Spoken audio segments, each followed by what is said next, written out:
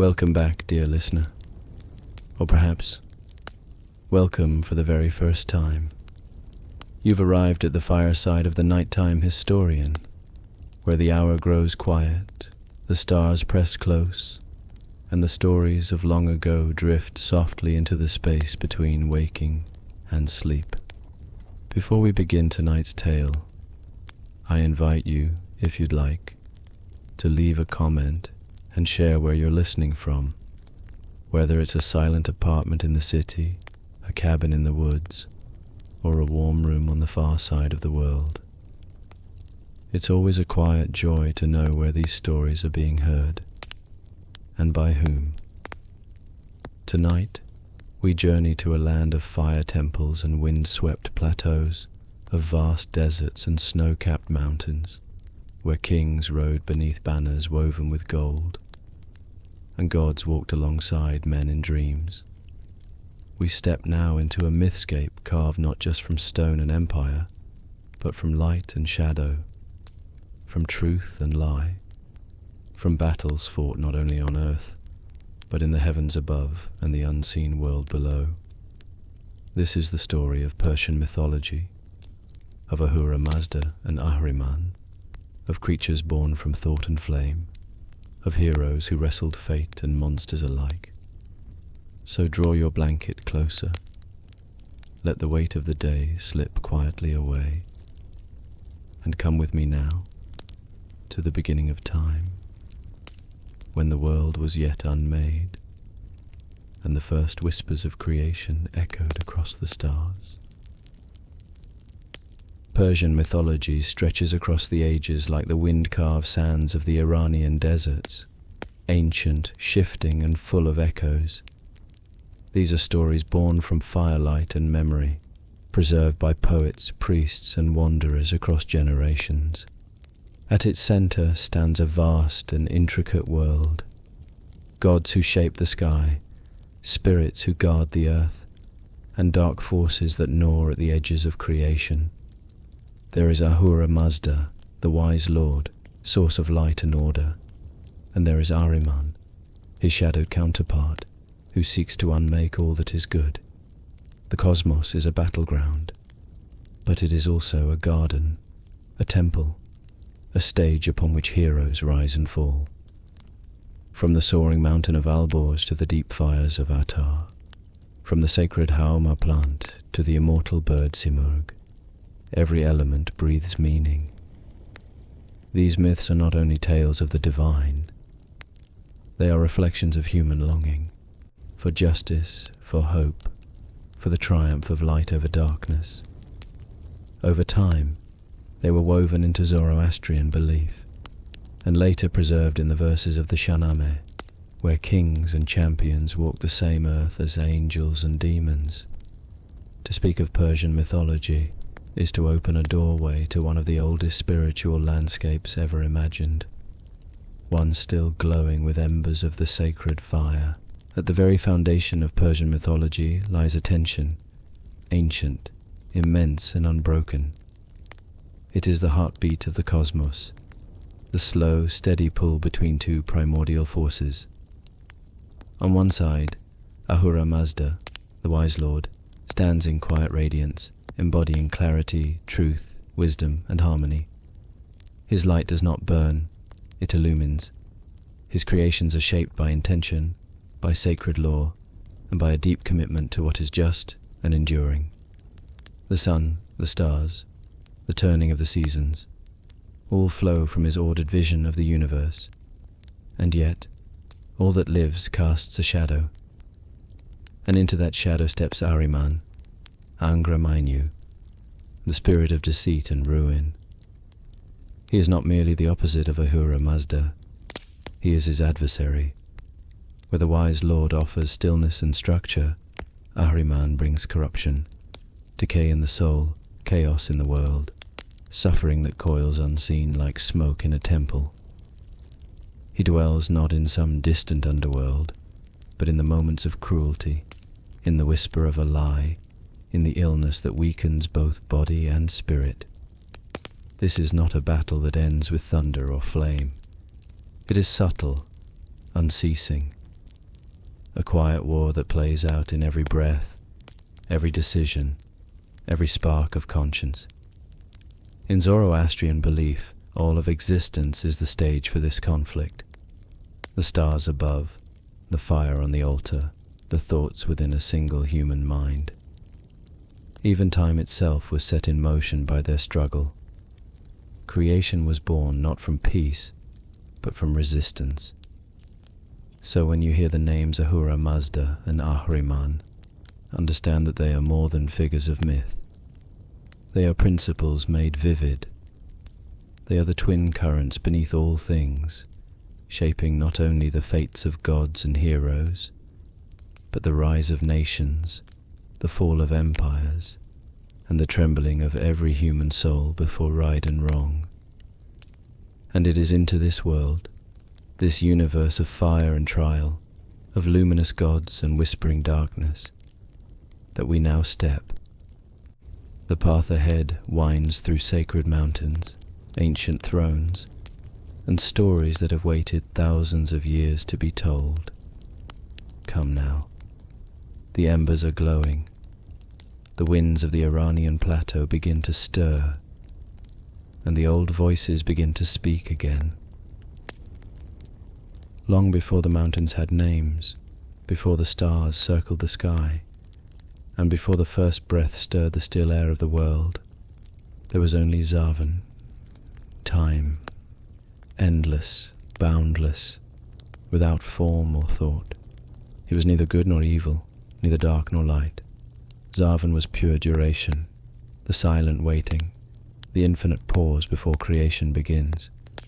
And from this eternal stillness, a question was born, a longing, a possibility. The cosmos, though yet unformed, was beginning to stir. From Zarvan came two forces, two suns, though some say they were not born, but unfolded. One was Ahura Mazda, the spirit of light, of wisdom, of harmony. The other was Ahriman, born of doubt, of shadow, of destruction. They were not brothers in the way of mortals, but reflections that could not share the same mirror.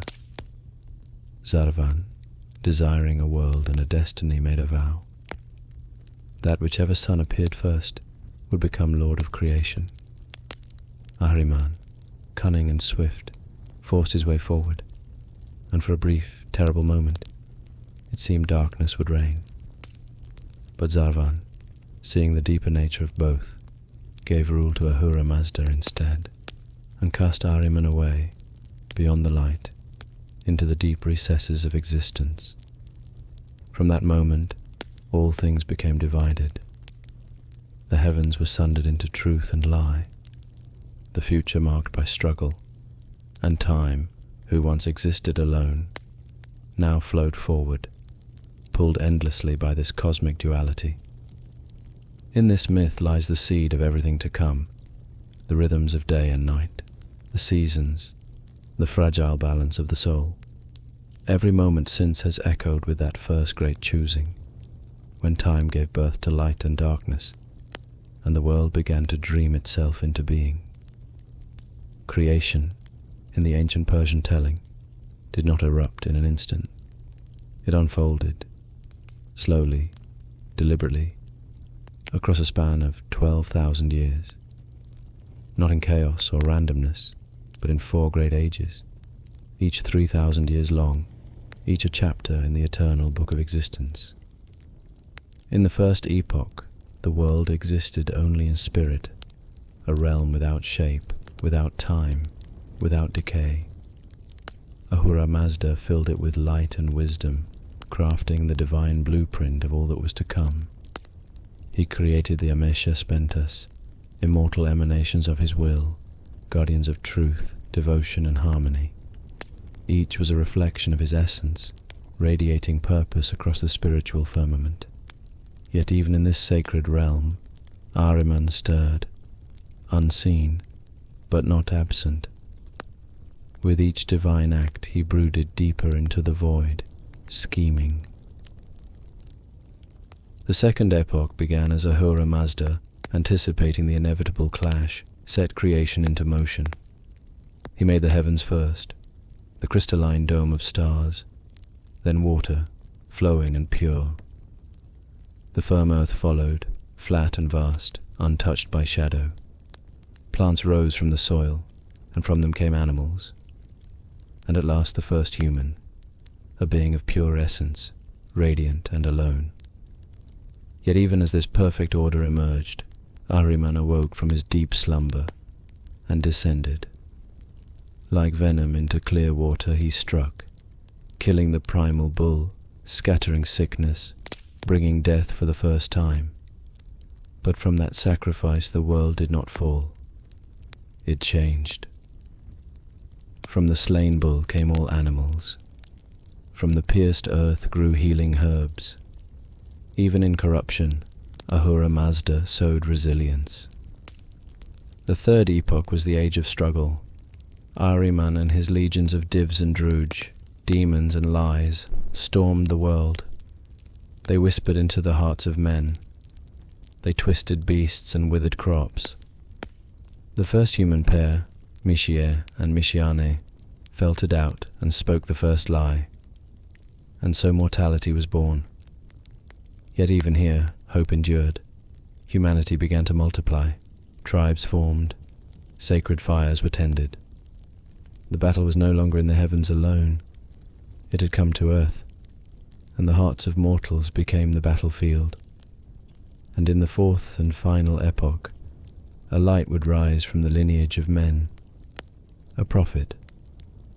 Zoroaster, touched by Ahura Mazda, would awaken the sleeping flame of truth once more. He would speak the divine law. He would teach that every thought, every word, every deed was a thread in the cosmic tapestry, that humans were not helpless, but essential, that even now the war could still be won. 12,000 years, from spirit to flesh, from silence to scripture, and still the story is not yet done, for time moves forward, and with it the balance tilts, slowly, eternally, toward a final reckoning. The ancient Iranians envisioned the universe not as a swirling chaos, but as a sacred, ordered space, vast, geometric, and full of meaning. The world, they believed, was flat like a disk, resting at the center of all things, suspended in a sea of stars. Above it rose the firmament, a layered sky, hard and shining like a crystal shell, encasing the cosmos in tiers of starlight, moonlight, and sunlight. The sun did not burn. It glided, a divine chariot drawn across the dome of heaven, bringing life and law to the earth below. At the center of this creation stood Mount Alborz, the cosmic peak, rising so high that its summit pierced the sky itself. It was not merely a mountain, but the axis of the world, the place where heaven and earth were joined, where gods and birds of prophecy once perched and looked down upon the fate of nations. Rivers were said to spring from its slopes, flowing outward in 4 sacred directions, nourishing the lands of the known world. The earth was divided into 7 regions, or keshvars, 6 surrounding continents encircling the central land, Kavaniras, where the perfect creation first took root. This was the heart of the world, the chosen land, the sacred realm from which light radiated outward. Beyond it lay wilderness, foreignness, and the ever-creeping shadow of Ahriman's influence. But perhaps the most mysterious part of this ancient cosmology was not a mountain or a sea. It was a bridge. The Chinvat bridge, narrow as a hair, sharp as a blade. It spanned the gap between the physical world and the afterlife, and every soul would one day cross it. For the righteous the bridge would widen, broad and welcoming, leading to the house of song, the realm of light. For the wicked, it would narrow and break, casting the soul down into a dark abyss where the lie reigned and the light could not reach. This universe was not infinite, but complete. Every mountain, every wind, every star had its place, and its purpose. The heavens turned in harmony. The sacred fire burned, and beneath it all, humans lived their lives with the knowledge that they were not small or forgotten, but part of a divine structure, guardians of a fragile balance. And just as the universe was structured with precision and purpose, so too was time itself divided, not into months and minutes as we know them now, but into holy rhythms, tied to the breath of the world and the memory of creation. The ancient Persians did not simply observe time, they walked through it, each season a step, each celebration a sacred echo of the cosmos being born anew. These were the Gahambars, 6 luminous festivals that mark the divine architecture of existence. Each Gahambar was more than a date. It was a remembrance, a return, a rekindling of the oldest story. The first festival honored the sky. The vault of stars stretched high above the world like a shimmering canopy, the great dome from which all light flows. During this time, prayers rose with the morning winds. Offerings were placed beneath the open sky, and the people lifted their eyes toward the heavens, listening for the silence between the stars. The second Gahambar praised water, the lifeblood of creation. Near springs and wells, hands were washed, vessels filled, and sacred hymns sung in gratitude for the rivers that nourish and renew. The third celebration turned reverence to the earth, solid and generous. People blessed their fields, touched the soil with care, and gave thanks for the land beneath their feet, for all that grows, all that shelters, all that holds us. The fourth Gahambar welcomed the season of plants, herbs gathered with care, blossoms offered in quiet corners, and the scent of blossoms or smoke from burning leaves drifting through village streets. In every leaf there was memory, in every stem a prayer. The fifth was for animals, companions, guardians, sacred lives. Dogs were given extra food and praise. Cattle were brushed and adorned. Birds were left undisturbed in their nests. Even the lowliest creature was seen as part of a greater design, woven into the same world as gods and kings. And then, finally, came the sixth Gahambar, the most profound of all, dedicated to humankind. This was not a time of boastful celebration, but of quiet understanding. For to be human was to carry a flame within, the power to choose, to speak, to protect or destroy, to bring balance or tilt the world toward shadow. These festivals were not just sacred events, they were lived experiences. Families gathered, strangers were fed, the sick were comforted, and those who wandered alone were brought into the warmth of firelight. Wealth and status held no meaning during the Gahambars. All stood equal beneath the turning sky. A cup of milk given freely, a loaf of bread broken and shared, a hand offered in kindness. These were the rituals that sustained the world. To mark the Gahambars was to enter into creation once more, to relive, with reverence and humility, the unfolding of the cosmos, to feel, if only for a moment, that the world was whole, and that the fire which lit the first morning still burned quietly in the soul of humankind. To understand Persian mythology, one must first sit before the light, not the burning blaze of fire, but something softer, older, the eternal glow that exists beyond the reach of shadow. That light has a name, Ahura Mazda, the wise lord. He is not king of the gods. He is not forged in war. He is something far more ancient, a presence without beginning, a mind without end. Ahura Mazda is the source of all that is good in the world, the origin of truth, of order, of life lived in harmony with sacred law. He is the first thought, the silent will behind creation. Not with thunder or violence did he shape the universe, but with wisdom, measured, clear, and radiant. Where other pantheons speak of gods who bicker and war, the Persian vision begins with stillness, with clarity, with a god who simply knows. And yet, Ahura Mazda does not walk the world alone.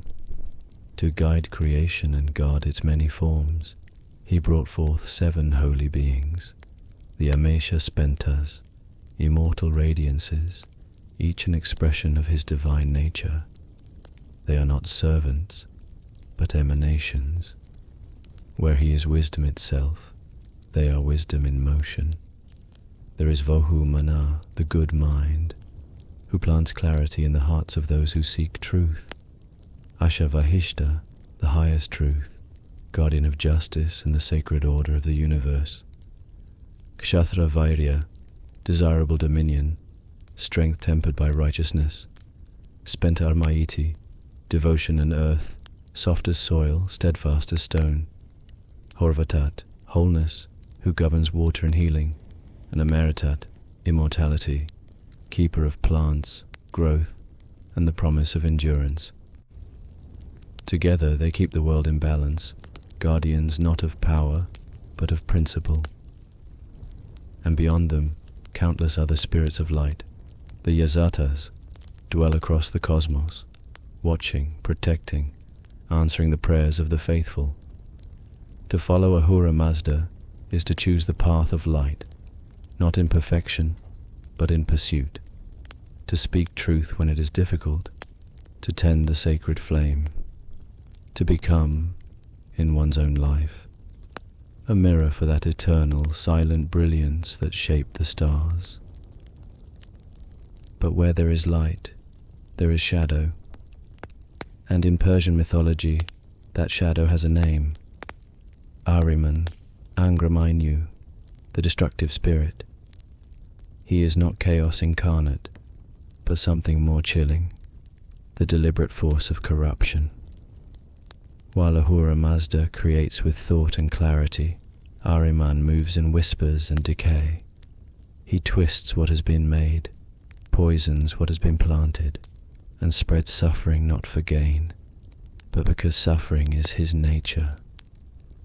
He did not emerge from a distant land, nor from a fallen state. He was present from the beginning, a dark reflection stirred from the depth of time. Where Ahura Mazda birthed the Amesha Spentas, Ahriman fashioned his own legion, the Divas or Divs, demons of deception, wrath, arrogance, violence, filth and death. Among them walks Aeshma, fury made flesh, swinging a bloody mace. There is Druj, the lie itself, a spirit that invades thought and tongue, and lesser spirits too, diseases that crawl unseen, despair that settles in the chest, nightmares that coil around sleep like smoke. Ahriman dwells not in some infernal kingdom, but in the north, a place of eternal cold and spiritual rot.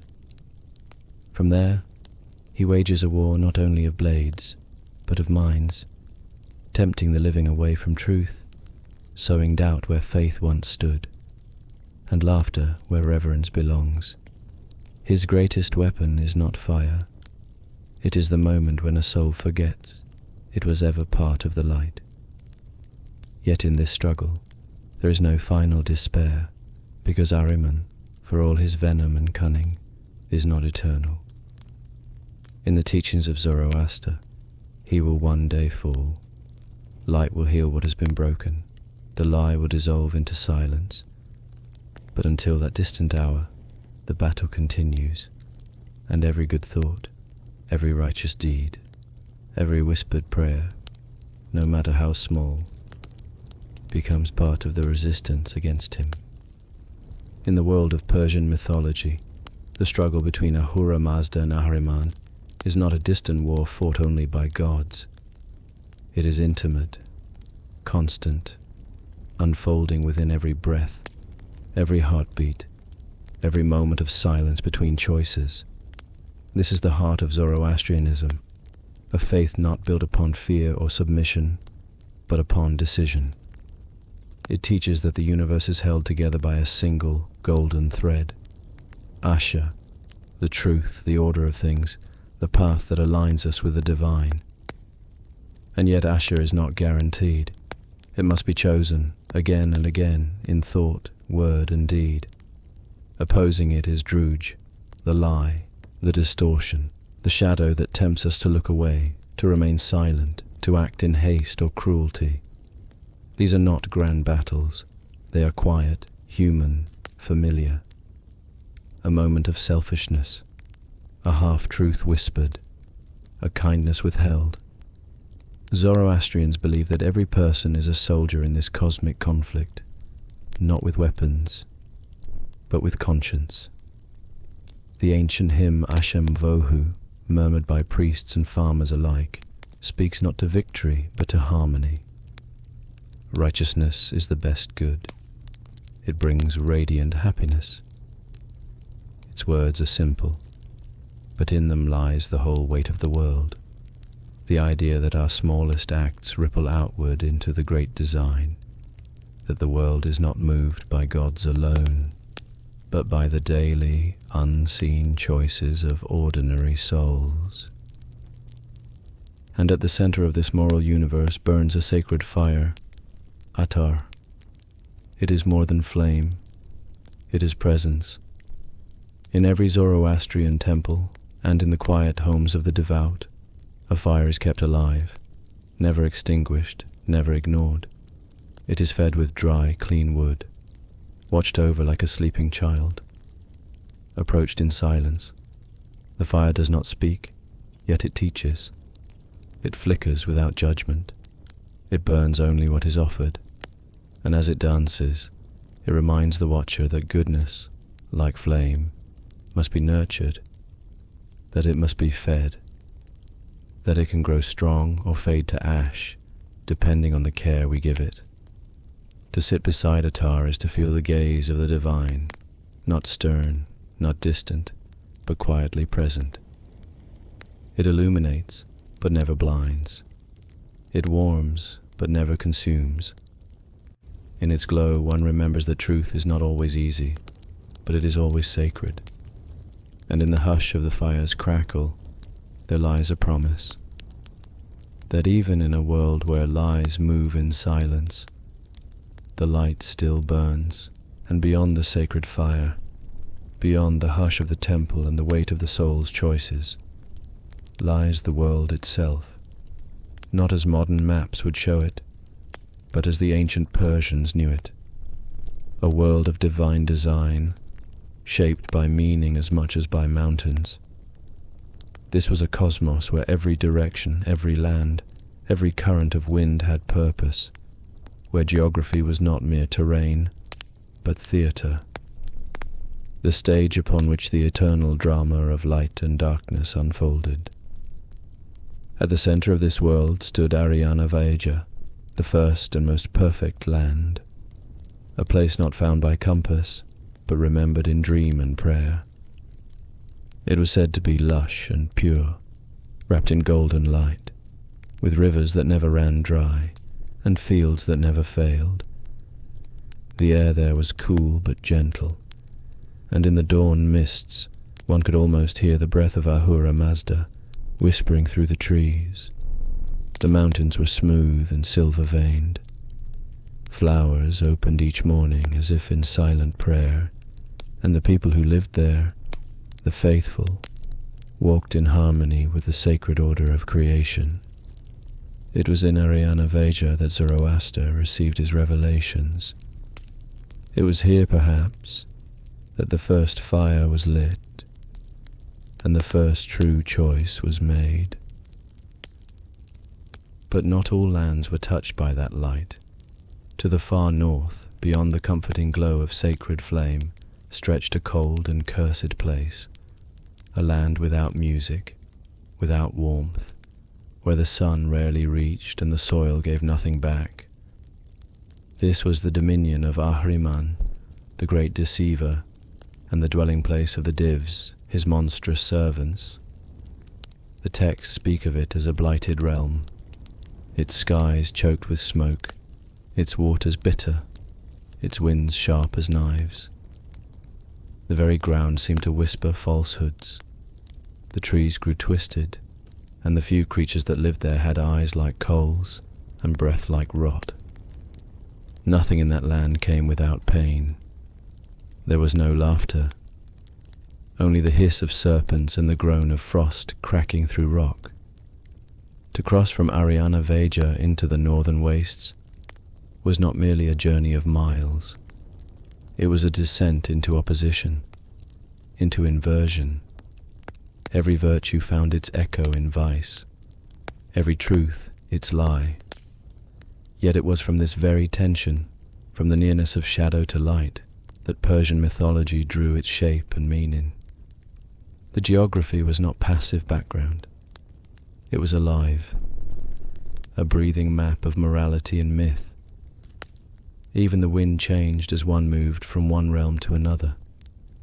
In the lands of the righteous, it carried the scent of cedar, of warm earth and running water. In the cursed north, the air stung the eyes and filled the mouth with the taste of rust and ash. Pilgrims and heroes who ventured near its borders spoke of feeling watched, of dreams turned sour, of firewood that would not catch. And yet it is within this divided world that the human soul walks, not trapped, but choosing. Between the green fields of Ariana and the cold winds of the north lies the space where stories happen, where people rise or fall, and where the fire within must burn steady, no matter what landscape surrounds it. If Ahura Mazda is the eternal light, then the deities who move within his radiance are the colors it casts across the world. These are not gods in the way many traditions understand them. They do not bicker nor crave worship, but they are powerful presences nonetheless. Each is a force, a guardian, a reflection of the sacred order made manifest. They are principles made personal, virtues that breathe and act. Among them is Mithra, Lord of Covenants and the first light at dawn. To whisper an oath beneath his name was to bind oneself not only to word, but to cosmic truth. His presence is felt at the edge of decisions, in the tightening of a handshake, in the silence before a vow is spoken. He is the rising sun that sees all things, the protector of cattle and contracts alike. In the hush of early morning, when dew glistens and the world holds its breath, that is when Mithra walks unseen among men. His justice is silent, but never blind. Then there is Anahita, the goddess of water, fertility, wisdom and war, a paradox wrapped in silks of river mist and moonlight. She rides in a chariot drawn by 4 white horses, wind, rain, cloud and sleet, and where she passes, rivers swell with life. Anahita is not delicate. She is sacred and immense, like the rush of spring thaw through mountain valleys. Her temples smelled of myrrh and crushed herbs. Her altars were polished with oil and prayer. Women sought her for strength in childbirth. Warriors invoked her before battle. In the flowing of water, in the sacred act of cleansing, in the wisdom carried in still pools, there her spirit lingers. Rashnu, the god of justice, stands between them, tall, unwavering, and utterly straight. He is the divine judge who weighs souls after death, holding in his hands the great golden scales. On one side the truth, on the other the lie. There is no hiding from Rashnu. He is not cruel, nor merciful, only exact. His day, the 18th of every Zoroastrian month, was known to bring clarity. Witnesses spoke truer, disputes quieted. He walks in the moments before a verdict, and in the stillness when right and wrong finally settle into their true forms. And above them all, still, ever present and unshaken, Ahura Mazda, the wise lord, watches, not with judgment, but with enduring light. Around him, these deities form a constellation of balance and purpose, protectors of what is good in the world, and reminders of the sacred paths still open to the living. And among the divine spirits who surround Ahura Mazda, there are those who do not whisper or guide, but who fight. Spirits of storm and surge, of battle cries and deep, rumbling power. And among these, none stands prouder than Verethragna, the embodiment of victory.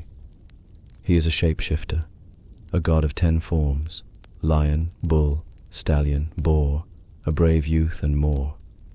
Each form carries the scent of war and the thrill of triumph. His presence is not subtle. He arrives like a thunderclap on the battlefield, in the roar of hooves across the plain, in the final breath drawn before courage takes its leap. Warriors called his name when swords were drawn. His name, a song of defiance, a shield against despair.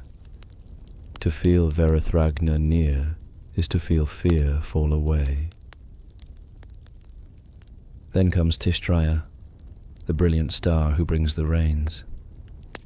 In the skies, he takes the form of a radiant white stallion, galloping from cloud to cloud, driving away the drought demon Epochs. His battles are fought not with blade, but with storm and water, thunder and downpour. In midsummer, when the fields cracked and wilted, prayers were sent skyward for Tishtrya to ride. And when the rains came, soft at first, then steady, the people knew he had won. His voice is in the tapping of droplets on rooftops, his footsteps in the muddy fields revived by the storm. There is also Vayu-Vata, god of the winds and the atmosphere. He is not easily defined, for he can be gentle or violent, pure or perilous. He is the breeze that carries the smell of blossoms across the city, and also the roaring gale that strips trees bare.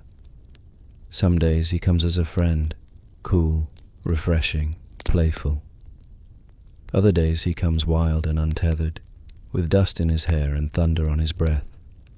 His dual nature made him both Yazata and Deva in ancient lore, worthy of worship, yet feared when angered. Vayu is the unseen messenger between realms, sweeping across the world with secrets in his hands. And then, grounding them all, is Spenta Armaiti, the spirit of earth, devotion, and quiet resilience. She is not loud, she does not seek worship, but her presence is constant, patient, and deep. She is the soil beneath your feet, the slow bloom of crops in spring, the silence that listens without needing to answer. In every act of true humility, in every sincere offering, in the hands of those who serve without pride, Spenta Armaiti is there. Of all the divine spirits, she is the most gentle, and perhaps the most enduring. Together these deities, from storm to soil, from battlefield to harvest, shape the rhythms of the world. They are not distant icons, but forces that breathe through the sky and earth, through fear and faith. In their names, the people of old found protection and purpose. Not all that is divine walks or speaks. Some things in Persian mythology are sacred simply because they are, because they exist with a kind of quiet, luminous presence, woven into the world like golden threads too subtle to be seen, but always felt. These are the symbols and rituals of Zoroastrian devotion, not merely signs, but living bridges between the human and the divine.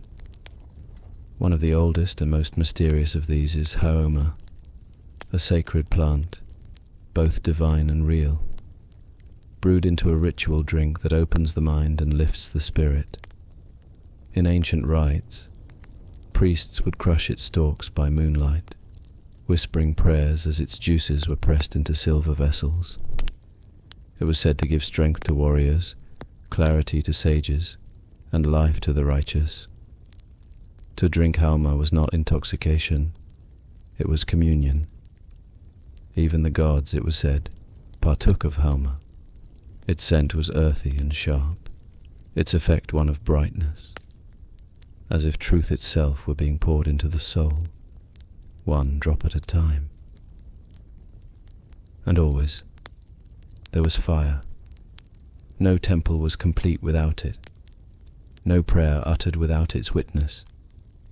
In fire temples, the flame was kept alive without interruption, sometimes for centuries, watched over by priests and lay people alike, fed with dried woods and sacred intention. The chambers were quiet, filled with the scent of sandalwood and the soft murmur of breath and flame. There were no idols, no statues of gods, only light, a single flame flickering at the center of space and thought. For Zoroastrians, fire was not just a symbol of Ahura Mazda, it was his presence. Warm, illuminating, incorruptible. A fire does not lie, it consumes only what it is given. And it gives back warmth, clarity, and silence. Another sacred symbol, often found carved in stone or painted in miniature, is the lotus flower, particularly associated with the goddess Anahita. Unlike the fire which rises, the lotus grows from the mud, lifting itself clean and fragrant toward the light. Its petals unfold slowly, like time. In Persian belief, it became a sign of fertility, of divine beauty born from difficulty, of the purity that can grow even in the depths. At Anahita's festival, Jashni Nilupar, offerings of lotus were made near rivers and fountains, and women braided the flowers into their hair with prayers for wisdom, strength, and renewal. And holding all of this, gods, plants, flame, and flower, is the sacred act of yasna. This is not merely ritual, it is the reenactment of creation itself. It is a ceremony of hymns and offerings, of precise words spoken in Avestan, the ancient language of the divine. Water is poured, fire tended, Huma prepared. The priest becomes a bridge, and the temple a mirror of the universe. To witness a yasna is to see time folded, to feel the first day of creation stir once more beneath the present moment. These symbols are not relics, they are living echoes.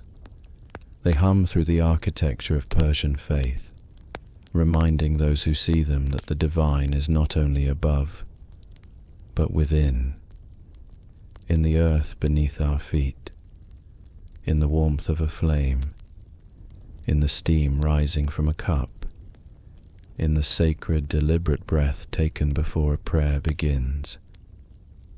Yet beneath the surface of Zoroastrian thought, beneath its hymns, symbols, and rituals, there flowed other currents, older, more enigmatic. Among them was a strand of belief known as Zarvanism, a cosmology whispered in certain corners of ancient Persia, especially during the late Achaemenid and early Sasanian eras. Here, Zarvan, time itself, stood not merely as a vessel, but as the primordial source, endless, formless, without desire or malice, only duration. From Zarvan came twin births, Ahura Mazda, the spirit of light, and Ahriman, the spirit of darkness. In this vision, the universe was not simply a battlefield, it was a family wound, a story of imbalance born from neutrality.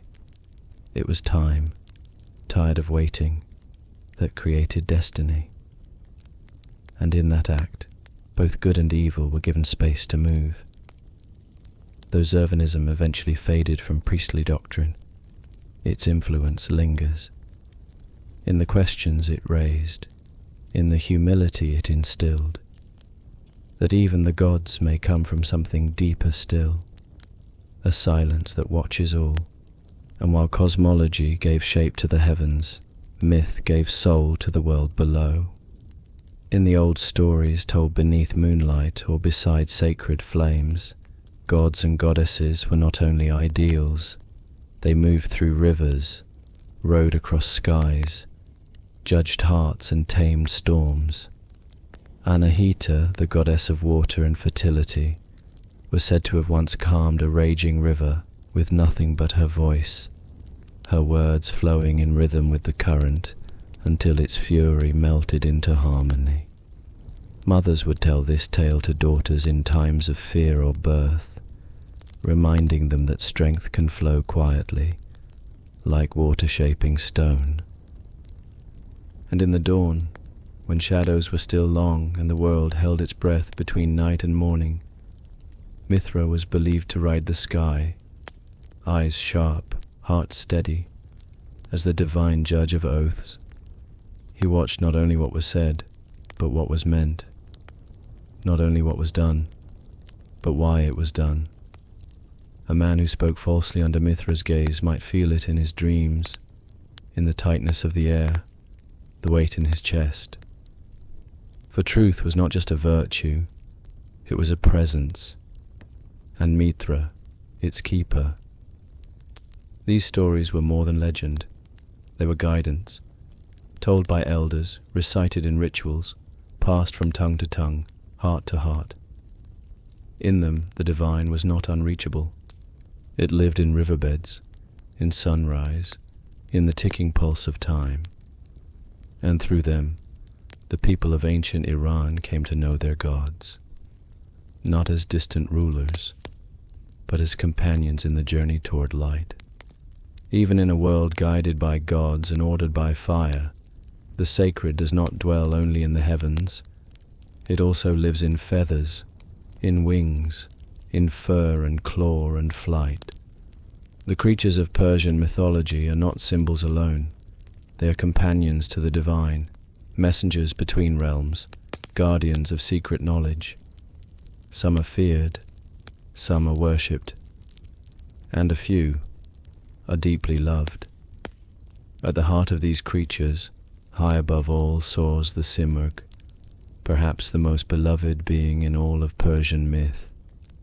She is not a bird in the way we know birds, but a vast and radiant presence, older than time, with feathers said to shimmer like sunlight on still water and wings large enough to shadow mountains. Her voice is like wind through cedar trees, low, knowing, and strangely comforting. Simurgh lives atop the tallest peak of the Alborz Mountains, far beyond the reach of mortals. It is said her nest rests on the branches of the tree of all seeds, from which every healing herb in the world once sprang. When she shakes her wings, seeds fall to earth, carried by the winds to sprout in places where healing is most needed. Her wisdom is infinite, drawn from the very roots of creation, and she is both fierce protector and gentle mother. She is known best from the tale of Zal, the white-haired child cast out by his father, left alone atop a mountain to die. It was Simurgh who found him, wrapped him in her feathers, and raised him as her own. Under her care, he grew strong and wise, and when the time came for him to return to the world of men, she gave him a feather, radiant and curled like flame, to summon her should he ever be in need. That feather appears again and again in Persian stories. It is lit in moments of despair.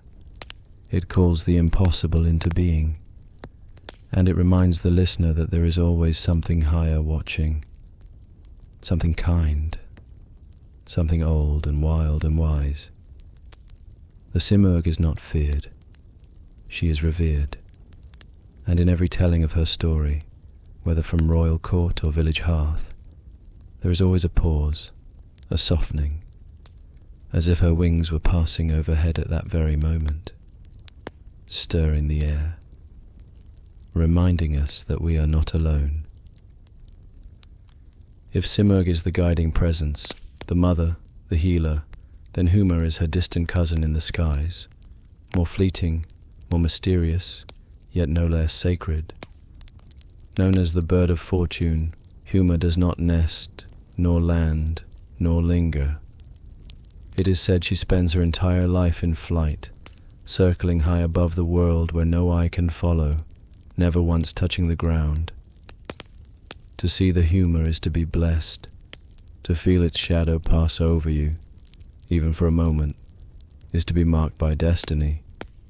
Kings were crowned under that shadow, poets found their voices, and wanderers, lost in the dust of despair, looked up and knew they had been seen. The Huma has no single form. Some say it has the head of an eagle, others the tail of a phoenix, others still that it is both male and female in one, balanced, whole, and beyond the boundaries of mortal understanding. Its wings are said to shine like burnished silver in the light of dawn, and its cry, if heard at all, is like the hush that follows revelation. Unlike Simurgh, who watches and teaches, Huma does not guide. It chooses, silently, without warning, without reason. A ruler may rise because the Huma flew overhead. A beggar may become a prophet because a feather brushed his dreams. No one can capture the Huma. To try is to invite ruin, but to be chosen by it, to be in its path, even unknowingly, is to be lifted into one's fate. In the poetry of Sufis and mystics, the Huma is not just a bird. It is hope in its purest, most improbable form. A divine yes, whispered over the noise of doubt. It reminds us that grace cannot be earned, only received. That some blessings come not through effort, but through presence, through openness, through being in the right place, in the right moment, under the right sky.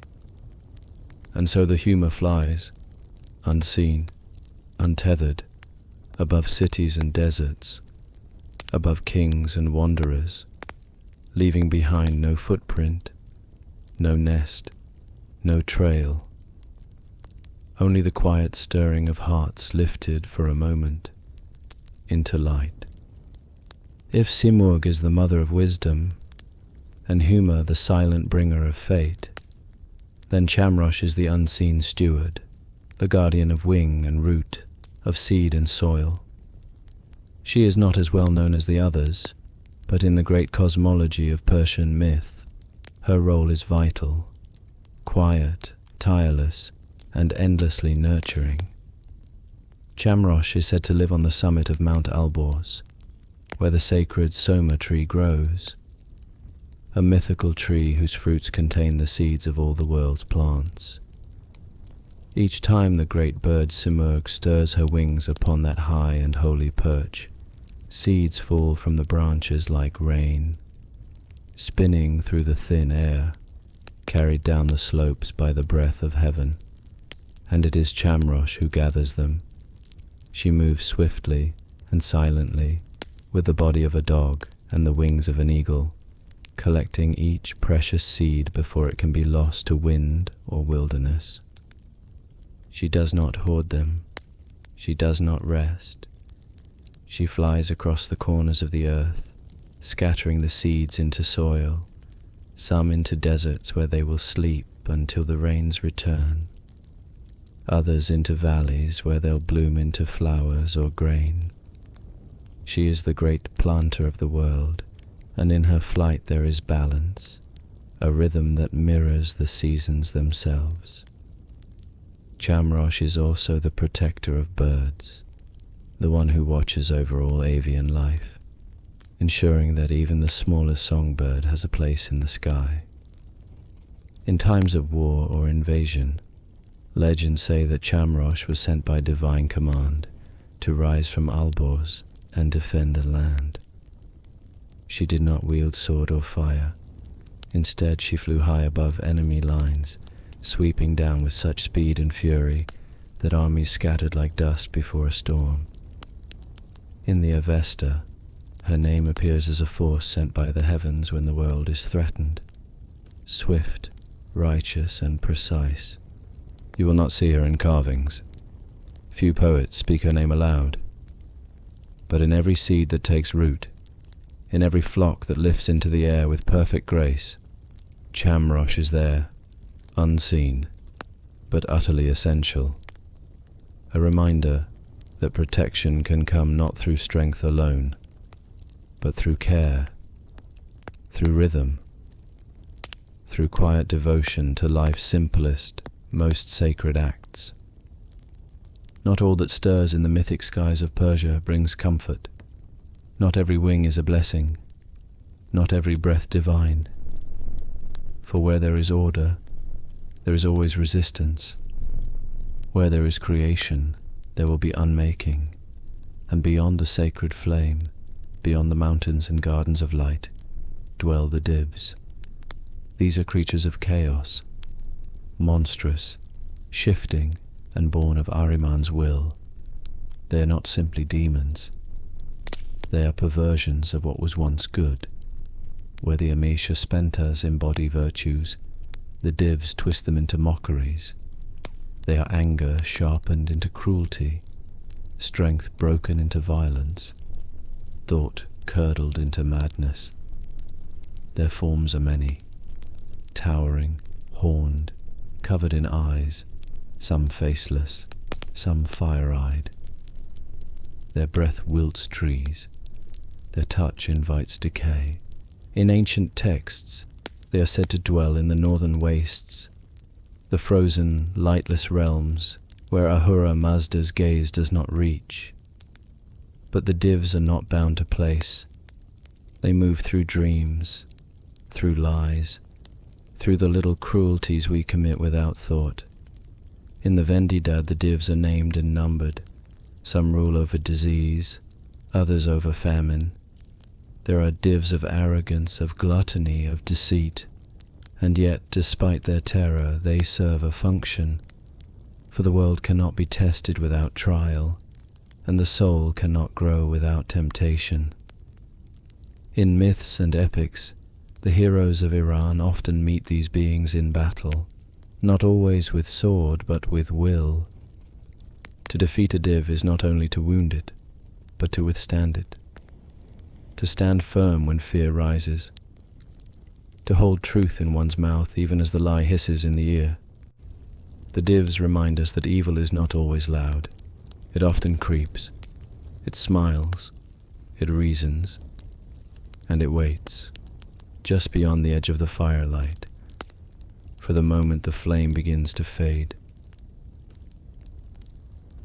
Among the many Divs that prowl the edge of Persian myth, few are as feared or as familiar as Aeshma. Known as Aeshma of the bloody mace, he is the embodiment of wrath, not the righteous anger of justice, but the blind boiling fury that consumes both victim and vessel. Aeshma does not simply appear in battle, he is battle. He stirs quarrels into violence, passions into hatred, and righteous indignation into uncontrollable rage. When a man strikes down a friend in anger, when a ruler orders bloodshed with no cause, when peace is shattered by a sudden terrible impulse, Aeshma is there, smiling, whispering, rejoicing in the fire. His name means violence or fury, and it echoes like a war drum through the scriptures. He moves fast, he strikes hard, and he thrives in places where reason fails.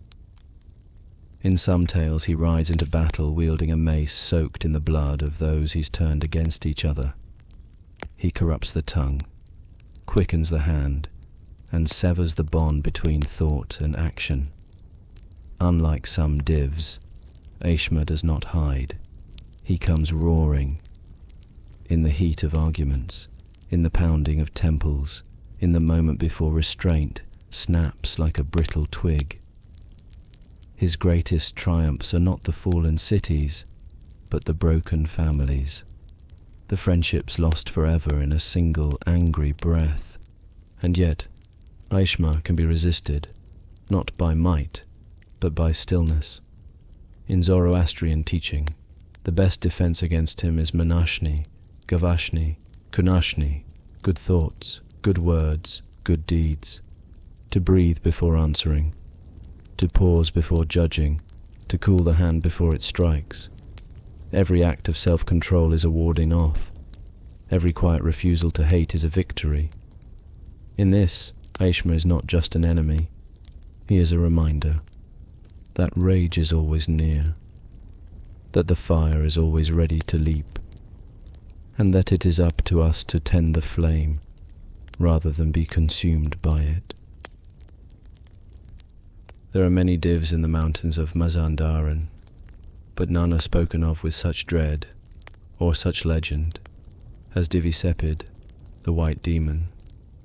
He is not white like snow, nor pale like bone, but a ghastly brightness, like rot in sunlight, like the glare of sickness. Towering, cruel, and cloaked in sorcery, Div-e ruled over the dark lands in the north, a place twisted by evil, where light struggled to reach, and the air carried the heavy scent of rust and damp stone. His strength was unmatched, his cruelty was without end, and under his command, the land of Mazandaran became a place of fear, a kingdom of shadows ruled by silence and screams. It was Rostam, the greatest of Iran's champions, who faced this creature, not in glory, but in desperation. When the armies of Iran fell under a spell cast by the white demon, blinded and imprisoned in chains of darkness, Rostam rode forth alone across mountains, deserts and forests, through trial after trial, until at last he stood at the edge of the demon's stronghold. The duel that followed was not swift, it was not graceful, it was feral. Stone broke underfoot, claws met steel. Each blow shook the walls of the cavern, and the sky outside turned grey with the force of their fury. The demon struck with rage, but Rostam fought with purpose, not only to destroy, but to restore. At last, with a mighty cry, Rostam drove his sword through the heart of the beast, and silence fell. But the tale does not end there, for in slaying Div-e, Rostam did more than vanquish a monster. He broke the spell that bound his people. The blindness lifted. The land, once cursed, began to breathe again, and from the blood of the demon a warning was drawn that evil can rise not only in shadow, but in brilliance, that sometimes what blinds us most is not darkness, but the false light of pride, of arrogance, of unchecked power. Div-e was not merely a brute. He was a king of divs, a test of the hero's soul.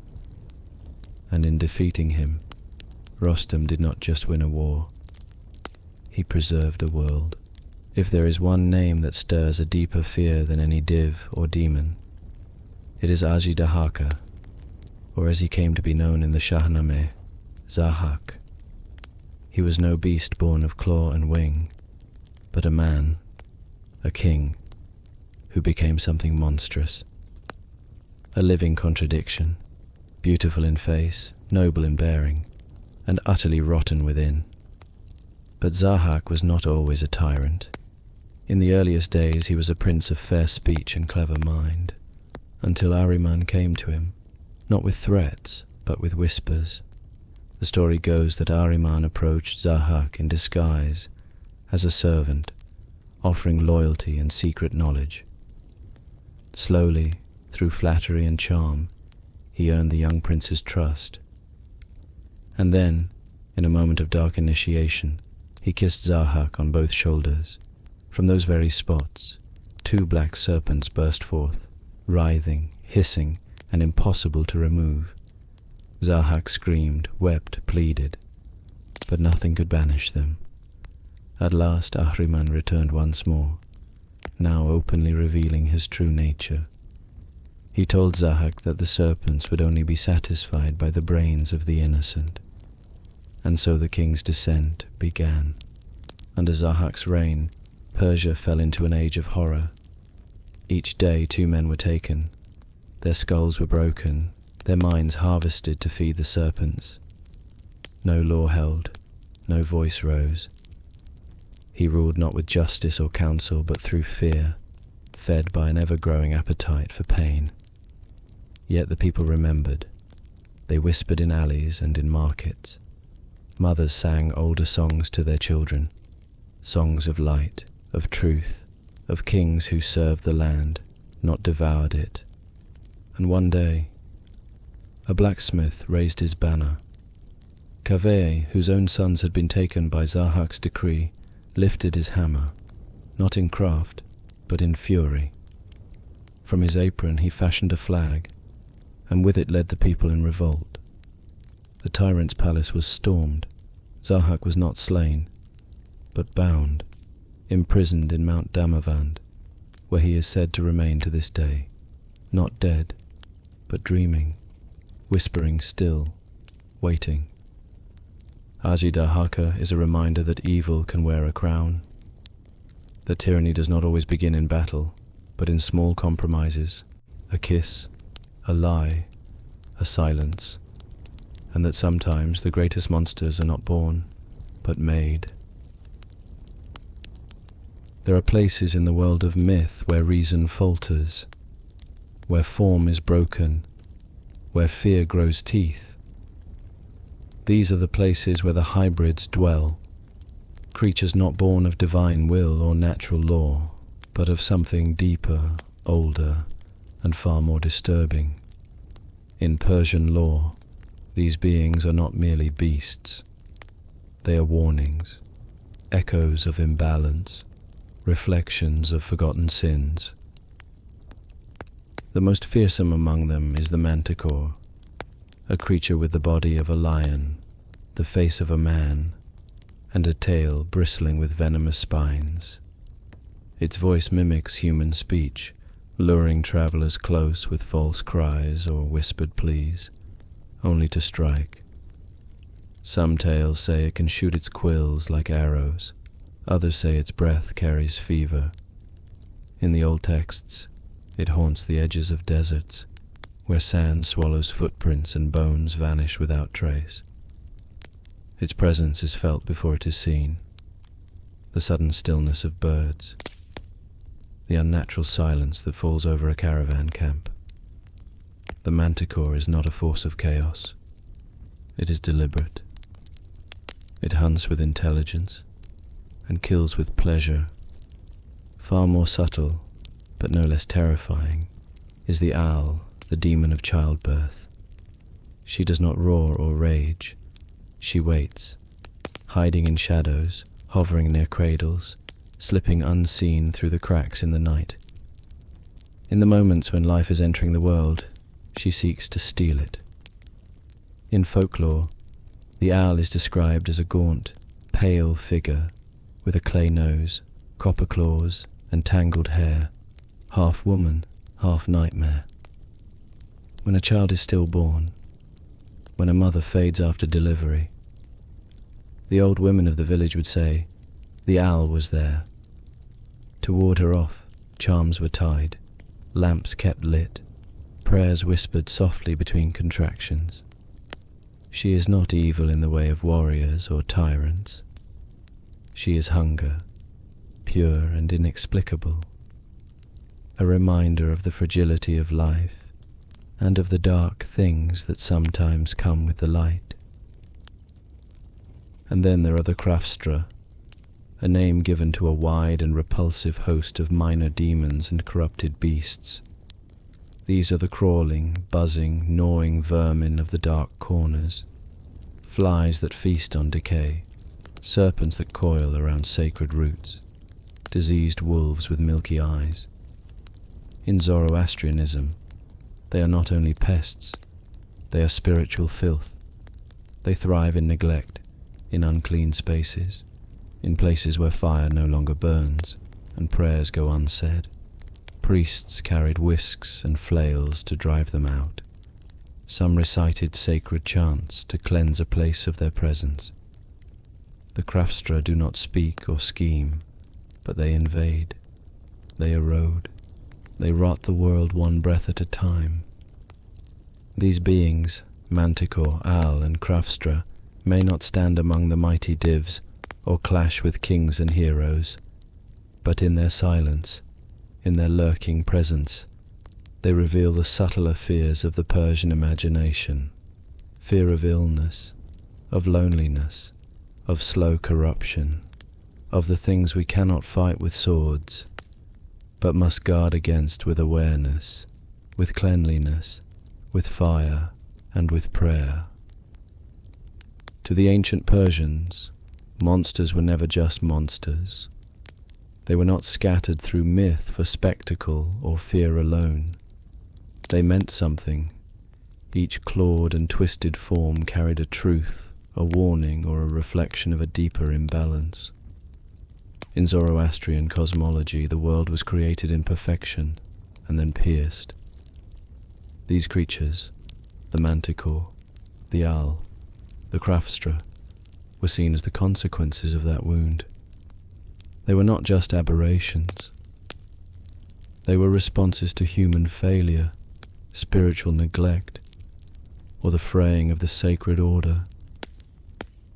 Folklore did not paint these beings with grand strokes. Instead, they crept in through village tales, dreams, hushed lessons whispered to children by firelight. Clean your doorstep, an elder might say, lest the Krafstra find it warm.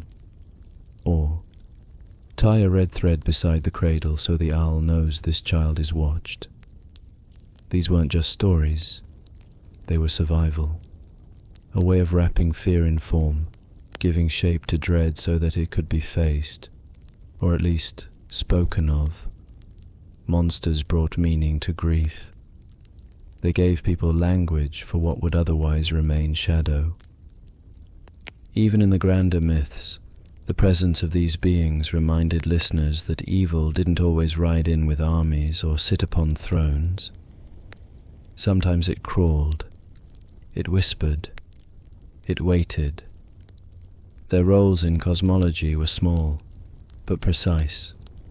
They gnawed at the edges of the world, testing its defenses, and in doing so, they reminded people to keep the flame lit, to sweep the threshold, to offer prayer not only for glory, but for protection, for vigilance, for the strength to face what slips between the cracks.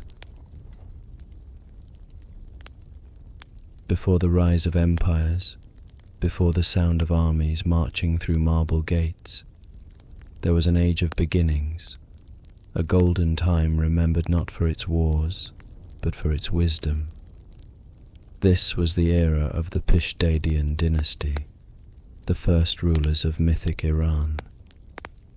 Their names do not appear in royal archives or inscriptions carved into palace walls. They live instead in the Shahnameh, in the Avesta, and in the dreams of a people who believed that before kings were crowned, they were chosen by the world itself. The first among them was Kehumars, the primordial king. He did not rise from conquest or court intrigue, but from the earth, radiant and pure, clothed in leopard skin, surrounded by mountains and wild creatures. It was said that under his rule, humanity first emerged, innocent and golden, dwelling in harmony with nature. But even in this first age, the shadow stirred. When Ahriman's son slew Kehumars' heir, the world lost its innocence. Yet from that grief sprang the line of kings who would carry the burden of order forward. Next came Hushang, the king who brought light to darkness. It was he who discovered fire, not as a divine gift handed down, but through a moment of spark and effort. Striking iron against stone, he saw the flame leap, and in that glow the world changed. With fire came cooking, warmth, protection. Hushang taught his people to tame animals, to farm, to build. He did not rule from a throne, he walked the fields. In him, the myth of civilization itself began to take root. After Hushang came Tamuras, the demon binder. Wise and cunning, He was said to have subdued the Divs not through brute strength, but through knowledge. He forced them to teach him their secret arts, writing, science, craft. He turned evil's power against itself, transforming chaos into something useful, something learned. He was the king who wrestled meaning from madness, and left his people richer for it. And then there was Jamshid, radiant, powerful, and glorious. Under his rule, the world saw its highest perfection. Medicine flourished, cities rose, jewels sparkled in daylight, and no one grew old. Jamshid carried a golden cup, the Jam-e-Jam, in which he could see all that was, is, and might yet be. He became more than a king. He became legend, but even golden ages crack. In time, pride grew in his heart. He claimed the glory of creation as his own. And with that single sin, his light dimmed, and the demons returned. The Pishdadian kings are not just rulers of a vanished age. They are archetypes, each one embodying a step in the human journey, from harmony to discovery, to wisdom, to fall. Their stories live not just in poems, but in the quiet truths they carry. That even the greatest light casts a shadow, and that the burden of creation is never fully complete. The Pishdadian kings were not remembered for the territories they conquered, but for the foundations they laid. The invisible architecture of civilization. Their triumphs were not measured in blood, but in tools, in fire, in law. Each act of creation in their reign was seen as a sacred offering, a step closer to order, to Asha, to the divine balance whispered by Ahura Mazda himself. It was Hushang who first struck iron to stone and brought forth fire, not from heaven, but from within the world. That spark became the first hearth, the first forge, the first circle around which families gathered and stories were told. Fire became more than heat. It became memory and law. With it came the cooking of food, the softening of metal, the shaping of tools. The wild world became knowable, malleable. The beasts were named. The forest became home. In time, tools followed. The Pishdadian kings taught their people how to carve plows, how to weave cloth, how to build shelter not just from necessity, but with care. Iron bent to will. Stone was shaped into sanctuary. The people of mythic Iran did not see these acts as invention. They saw them as recovery, a reawakening of knowledge long sleeping in the bones of the earth. They did not claim genius. They gave thanks. And with fire and tools came law, not imposed with threat, but offered like water to a thirsty soul. The early kings are said to have spoken truth plainly, sat among their people, and resolved disputes with fairness and clarity. Justice was not a decree, it was presence. It flowed from the king's restraint, from his example. The laws of the Pishdadian era were simple but sacred. Protect the land, honor the flame, speak true, and harm no innocent. These were not rules. They were reminders of who the people were meant to be. In these myths, the civilization of early Iran does not emerge from conquest or divine thunder. It rises like dawn, slowly, warmly, and with growing light. The Pishdadian kings are the bringers of that light, not in glory, but in service. Their legacies are not temples or tombs, but the very shape of daily life, the warmth of a fire, the trust between neighbors, the tilled field and the peaceful sky. If the Pishdadian kings laid the first stones of civilization, the Kayanian dynasty carried its flame into the world through war, exile, prophecy, and pain. Their tales are grander, more turbulent, filled with visions, betrayals and sacrifices too deep for memory to forget. Where the Pishdadians taught the world to live, the Kayanians showed it how to endure. The line begins with Kawad, a humble man of noble heart, raised in the shadow of tyrants and demons. He was not born to rule. He rose to it, lifted from obscurity by divine will and heroic necessity.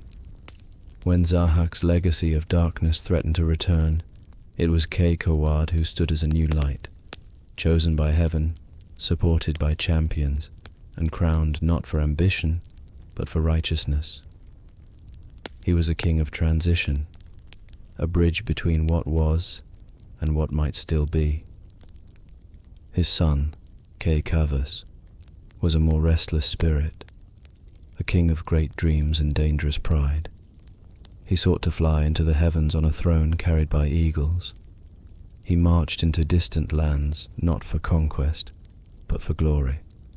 And again, his ambition brought ruin, only to be rescued by wiser hearts, by his heroes, by the gods, and most of all, by Rostam, the silent strength of the realm. Kavas's story is not one of villainy, but of the fragile line between vision and vanity, between greatness and the fall that follows too much of it. Then came Khosrow, the crown jewel of the Kayanian kings, a figure of immense sorrow and unimaginable wisdom. Born of both Iranian and Turanian blood, his life was a bridge between enemies, and his reign, a song of justice sung through grief. As a boy, he was hidden from those who would have killed him. As a young man, he rose not through force, but through silence and clarity. His rule brought peace, but he knew peace was never permanent. After restoring order, after defeating those who had wronged his kin, Khosrow did the unthinkable. He abdicated. He walked away from the throne into the snow-covered mountains and vanished. Some say he ascended. Others say he waits, hidden still until the world needs him again. These kings, Kawad, Kavas, and Khosrow, are not remembered merely for their victories. They are remembered for their struggles, with pride, with grief, with destiny itself. Their dynasty is the turning of the mythic wheel, from humility to ambition to transcendence. And through them, the epic of Iran becomes not just the tale of a nation, but of a soul tested across generations. To understand the Kayanian kings fully, one must look not only at who they ruled, but at who they opposed. For woven through their reigns like a scar across a map is the ancient conflict with Turan, a rival land, a mirror image, and in many ways a spiritual test. Where Iran stood for Asher, truth, and divine order, Turan represented the encroaching chaos, not because its people were evil, but because they had turned from the light. In the myths, they are not monsters, they are cousins, kin of the same ancient seed, split by choice, by allegiance, by fate. The wars between Iran and Turan are not simple tales of conquest. They are epics, sweeping, sorrowful, filled with prophecy and pain. Brothers meet as enemies, fathers lose sons, heroes rise only to be broken. Through these battles, the soul of the nation is tested, again and again, not only on the field, but in the heart. What does it mean to be righteous when the enemy is also human? What must be sacrificed to preserve the sacred order? These were not questions left to philosophers. They were lived, in sword clashes beneath stormy skies, in prayers whispered on the eve of battle. Amid this turmoil rose a voice unlike any before, the voice of Zarathustra, or Zoroaster, a prophet, a poet, a man of piercing insight who walked not with a sword, but with a flame in his spirit. In a time of confusion, he spoke of one God, Ahura Mazda, and of the eternal choice between truth and the lie. He taught that the world was not doomed. it was unfinished. That every human, no matter their birth, was part of the cosmic war, and that even in the bloodied soil of conflict, a soul could choose the light. It is said that one of the Kayanian kings, Vishtaspa, became the first royal patron of Zoroaster, protecting his message and helping to spread it through the land. Thus, myth and religion began to intertwine, and the wars with Turan, once only battles for borders, became spiritual dramas, struggles not only for territory, but for truth, for the right to shape the soul of a people. The Kayanian king stood at the center of this transformation, no longer just rulers, but living links between the divine will and the mortal world. Their swords were heavy, yes, but heavier still were the truths they were sworn to carry. And so 100 years passed, and the fire of kingship flickered anew. The wars had faded to ash and memory. The thrones, once carved with prophecy, sat in stillness beneath gathering dust. Yet the soul of Iran, restless, watchful, did not sleep. From the mountain passes and silver rivers, from windswept plateaus and torchlit halls, a new story began to stir. Not of kings, but of a champion, of a giant born from longing, raised by legend, tested by gods and monsters alike. A man named Rostam, and the silence before his tale is like the hush before the hooves. Before the roar of battle, before the clash of blade against claw, there was a birth. And not just any birth, but one foretold by stars, blessed by gods, and shadowed by fear. The child's name would be Rostam, and his story begins with two hearts that dared to love across boundaries drawn in blood. His father was Zal, son of the warrior Sam, born with hair as white as snow and abandoned at birth, for his appearance was seen as an omen. Cast upon the slopes of Mount Alborz, the infant was left to die, but fate had other plans. It was Simurgh, the great mother bird, who found him, wrapped him in her feathers, and raised him in her nest above the clouds. Zal grew not bitter, but wise, learning from Simurgh the ways of justice, patience, and the rhythm of the stars. When he returned to the world of men, he came not as an outcast, but as a prince touched by something greater. His heart was given to Rudaba, princess of Kabul, a woman of fierce beauty and royal blood, descended from Zahak's cursed line. Their union was forbidden. It defied politics, ancestry, tradition, and yet their love endured. It rose above doubt and fear, above prophecy and pride. Even the gods watched in wonder. But when the time came for Rudaba to give birth, tragedy loomed. The child within her was mighty, too large, too strong, and her life hung by a thread. In desperation, Zal burned a feather, the feather Simurgh had given him long ago, and from the sky the great bird came. She circled the palace, brought calm to chaos, and whispered the secrets of a new kind of birth, a caesarean, the first of its kind in Persian myth. With her guidance the child was born, healthy, enormous, his cry echoing like thunder. He was named Rostam, and even as a babe he seemed carved from stone and storm. This was no ordinary child. This was the one who would bear the weight of empires, who would ride into the jaws of death and return, again and again, with the world upon his shoulders. Born of myth, of miracle, of impossible love. Rostam had entered the story. It is one thing to be born a hero. It is another to become one. And for Rostam, that becoming would take the shape of a journey, long, treacherous, and filled with trials that would test not only the body, but the soul. This was the Haft Khan, the 7 labors, not merely battles, but a sacred crucible, a path through darkness meant to forge something unshakable. Rostam's quest began when the king of Iran, Kay-Kavus, was taken captive by the sorcerous forces of Mazandaran, a land steeped in shadow, ruled by divs and guarded by monsters.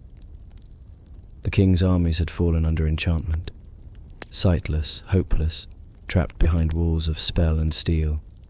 Only Rostam remained, and so, mounted on his mighty horse Raksh, he rode alone, through desert, forest, and nightmare. Each labor was a test. The first was of endurance, a burning desert, days without water. As the sun clawed the sky and vultures circled overhead, Rostam pressed on, until at last a spring emerged where none should be, and the land itself seemed to grant him passage. The second was of battle. A lion leapt upon Raksh in the night, but the faithful steed fought back, buying Rostam time to rise and slay the beast. Not every threat was met with sword. Sometimes it was trust that carried the day. In the third, Rostam faced hunger and exhaustion. In the fourth, he battled a sorceress disguised as a kind host, a woman who offered wine and comfort, but whose true face was monstrous. He saw through her illusion, not with force, but with faith. Upon invoking the name of Ahura Mazda, her mask crumbled, and she was undone. It was the first of many signs that truth, not only strength, was his greatest weapon. The fifth labor brought Rostam to battle with a mighty dragon, a beast of shadow and fire, whose breath seared trees to ash. The dragon attacked by night, blending with the dark, but Rostam was warned by Raksh and struck in silence, slaying it before dawn. In the sixth, he vanquished a champion of Mazandaran, a div of immense power, armored in sorcery.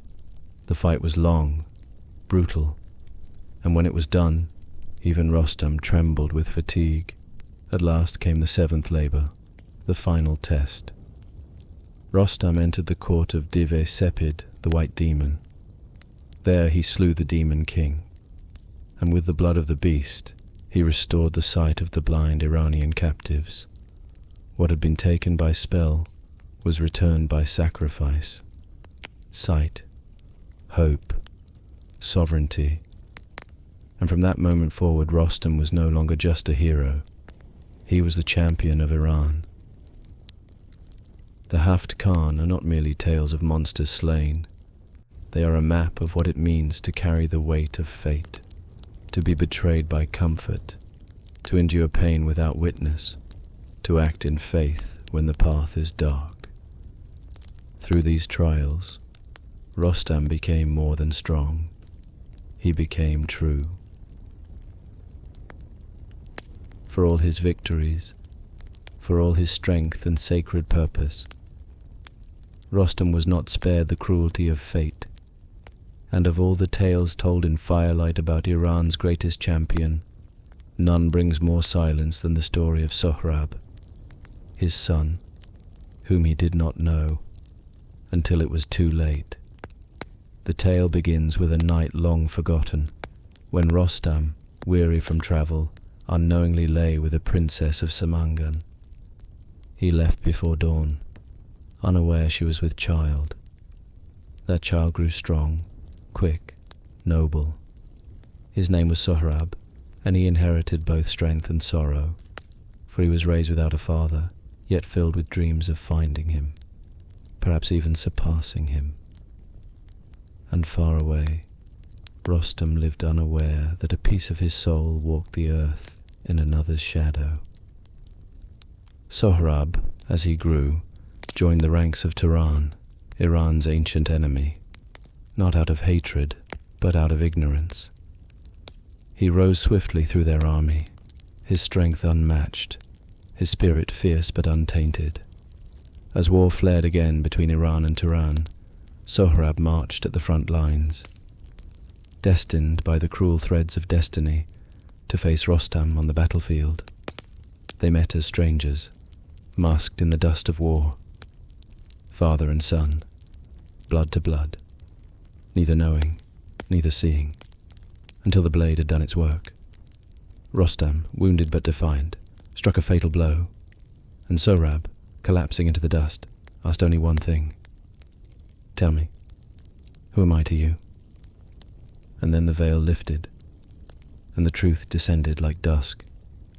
Rostam wept as few heroes are allowed to, not for a battle lost, but for a son he had never known, and could never save. The cries that rose from the field that day were not of triumph or defeat, but of a world torn open by tragedy. No curse from Ahriman, no spell from a Div had ever cut so deep.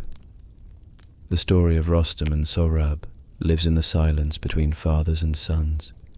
It lingers in the moment before a truth is spoken, in the pain of what we do not know, until knowing comes too late. And in that sorrow, Persian myth finds not just grandeur, but humanity. Some battles are not fought out of anger. Some swords are drawn not in hate, but in silence, in that grey space between obedience and doubt. So it was with Rostam and Esfandiar, two heroes of equal might, bound by oaths, crushed beneath the weight of destiny. Esfandiar was a prince of radiant virtue, armoured in righteousness and touched by divine promise.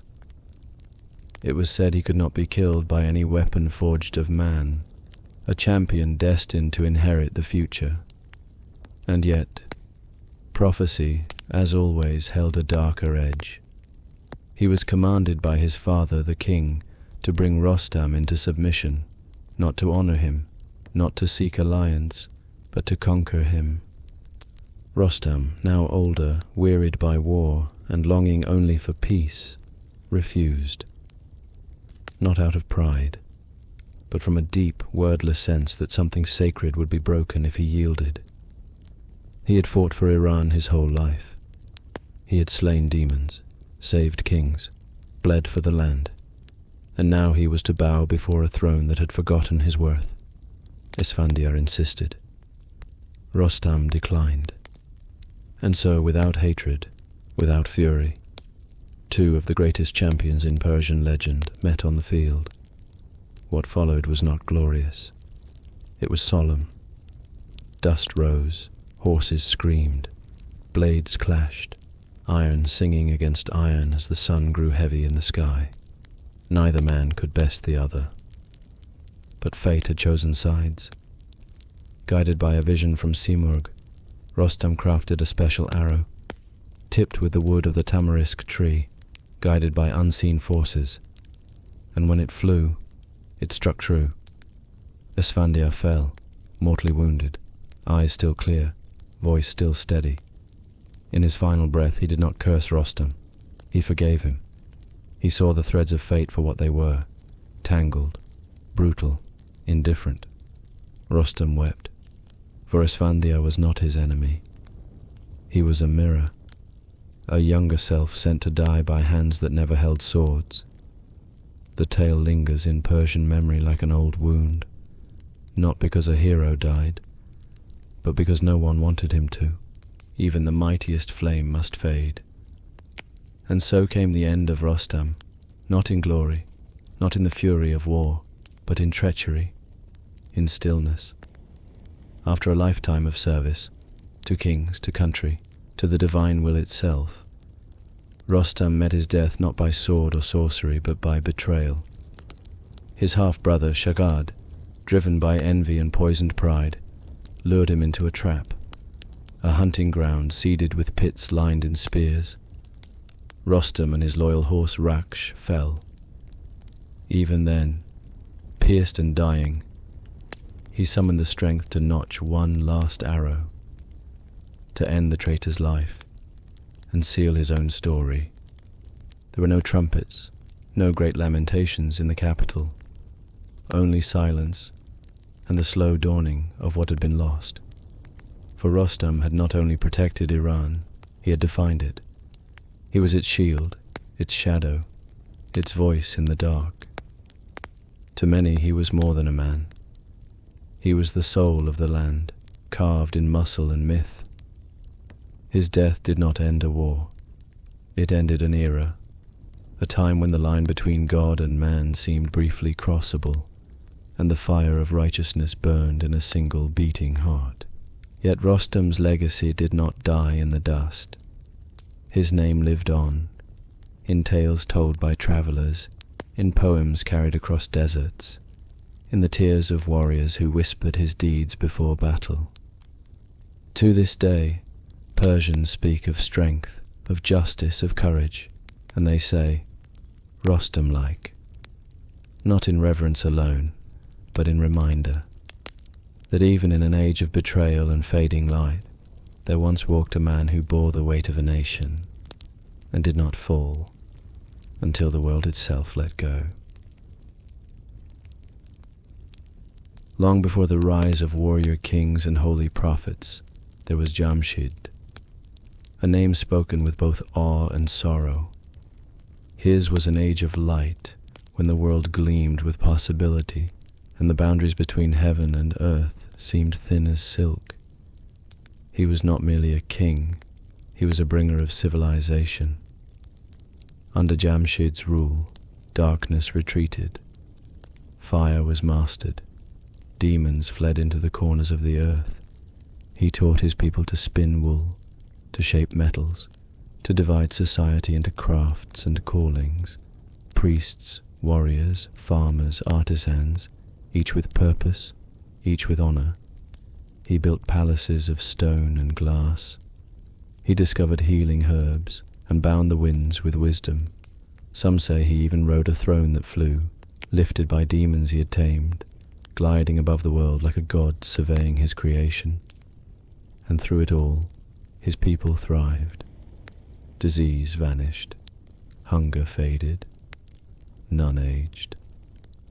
The land bloomed under his gaze like a garden kissed by spring.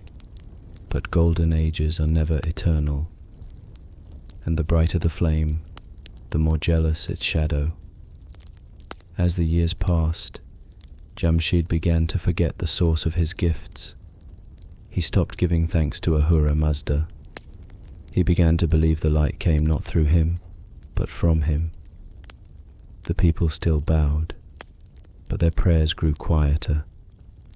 In place of humility, Jamshid wore pride. Where once he had led with wisdom, now he ruled by decree. He adorned himself in jewels that shimmered like starlight. He sat upon thrones shaped like suns. He commanded festivals to honor his glory, not the divine. And so, the order he had helped build, the sacred balance of Asha, began to slip, quietly, like a garden drying from within. And when pride reached its peak, fate answered. From the forgotten lands to the west came Zahak, handsome, persuasive, and cloaked in charm, a man who promised greatness but carried serpents beneath his cloak. The people, weary of a king who no longer listened, turned to Zahak, and so Jamshid fled, not in battle but in shame, wandered, nameless, through the lands he once had ruled, and though he lived many years in exile, he never returned. The throne was lost, the age of light ended, and in its place, a shadow began to rise. Not all Persian legends are carved in the language of gods and heroes. Some are written in longing, in silence, in the trembling space between two hands that cannot meet. The story of Vis and Ramin is one such tale, a forbidden love whispered across generations, born in the candlelit courts of the Parthian Empire, where loyalty was measured in blood and desire walked always in the shadows. It is not a tale of fate fulfilled, but of hearts caught in the slow unmaking of dreams. A story not forged in war, but in the quiet rebellion of love that dared to exist where it was not allowed. This was a noble woman, sharp of mind, proud of spirit, bound by duty. Promised from youth to King Mobad, a man decades her senior, she entered the royal court not with joy, but with resignation. And then came Ramin, the king's younger brother, radiant with charm, restless with life. Where Mobad was stern, Ramin was laughter. Where the court was cold, Ramin was warmth. Their eyes met and the world trembled. What bloomed between them was not recklessness, it was recognition.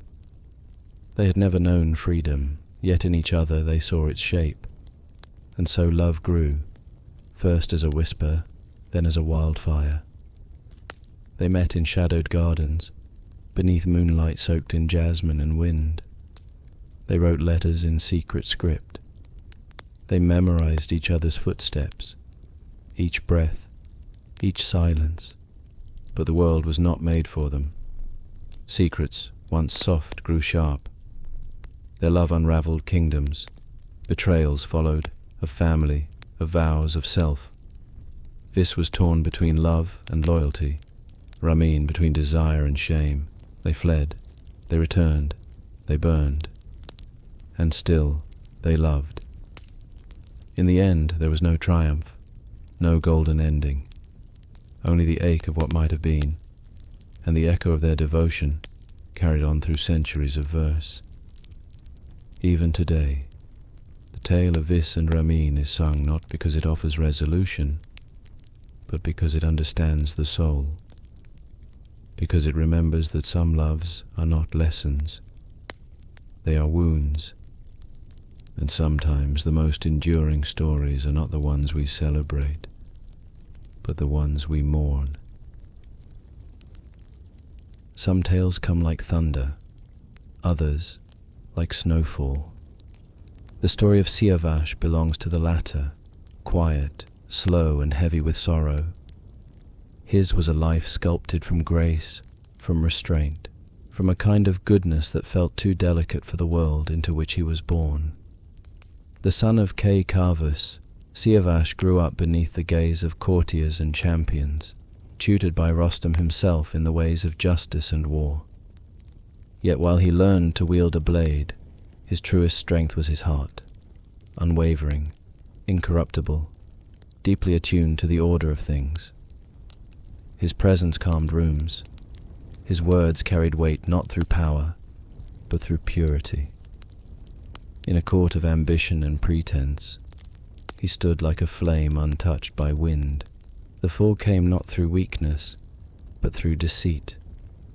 The queen, his stepmother, desired him, and when gently rebuffed, she turned her want into slander. Accused of betrayal, Siavash did not rage, he did not flee. He simply asked to prove his innocence by fire. And so he rode his horse straight through a wall of flame, the blaze roaring around him like judgment itself, and emerged untouched, his garments unburned, his gaze still calm. The people saw, they knew, but his father, too easily shaken by whispers, offered no comfort. Siavash's spirit, once open like a spring morning, began to draw inward. He chose exile over false reconciliation, and crossed into Turan, the land of Iran's ancient foes, where for a time he found stillness. In Turan, he was received not as an enemy, but as an honored guest. King Afrasiab, taken by his wisdom, offered him sanctuary in the hand of a princess. Siavash planted orchards in the barren soil. He built palaces of calm amid a landscape hardened by war. For a brief moment, it seemed a new peace might rise from the ruins of old hatred. But the world, impatient, fearful, could not let it be. Intrigue spread like rot. Afrasiab, once warm, turned cold, and one morning, beneath a sky empty of birdsong, Siavash was executed. No trial, no outcry, only blood spilled on foreign soil. From that place, it is said, a tulip bloomed, scarlet, fragile, defiant. And ever since, The flower has stood in Persian memory as the bloom of innocence betrayed. Siavash became more than a prince, more than a martyr. He became a quiet echo in the soul of a people, a reminder that sometimes the noblest lives are not written in glory, but in refusal, in silence, in the refusal to become what the world expects. In the great scroll of Persian myth, filled with warriors and kings, with thunder and flame, the names of women are not carved in bold, but in depth. They are not always at the center of conquest or prophecy, but without them, the stories would collapse. For Persian myth is not only shaped by swords, it is shaped by choice, by counsel, by courage whispered rather than shouted. Women like Rudaba, Sindukt, Katayun and Vis carry within them the pulse of the world, fierce, wise and fated. Rudaba, the mother of Rostam, defied the weight of legacy and bloodline to follow her heart. A princess of Kabul descended from Zahak's cursed line, she dared to love Zal, the albino hero raised by Simurgh. Their love was no casual affair. It was a union that risked kingdoms.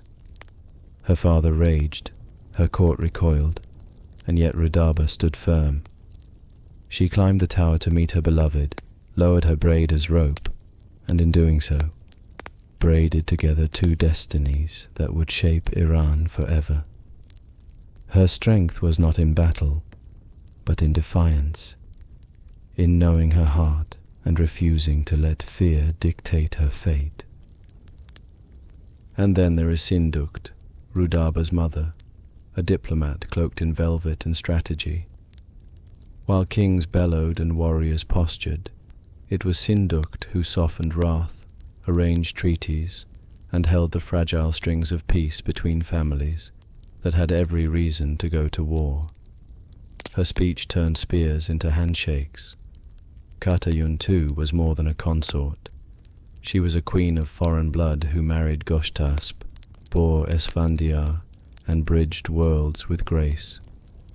And Vis, the haunted lover, carried not just romance but rebellion, loving not in shadows, but in defiance of law and lineage. These women were not ornaments, they were origins. Their stories reveal that in Persian myth, femininity is not passive, it is elemental, like earth, like flame, like the silence before storm. Without them, there would be no heroes, no kings, no legends whispered from fire to fire across the long corridors of Persian memory. The women of myth were not simply participants in history, they were its pulse.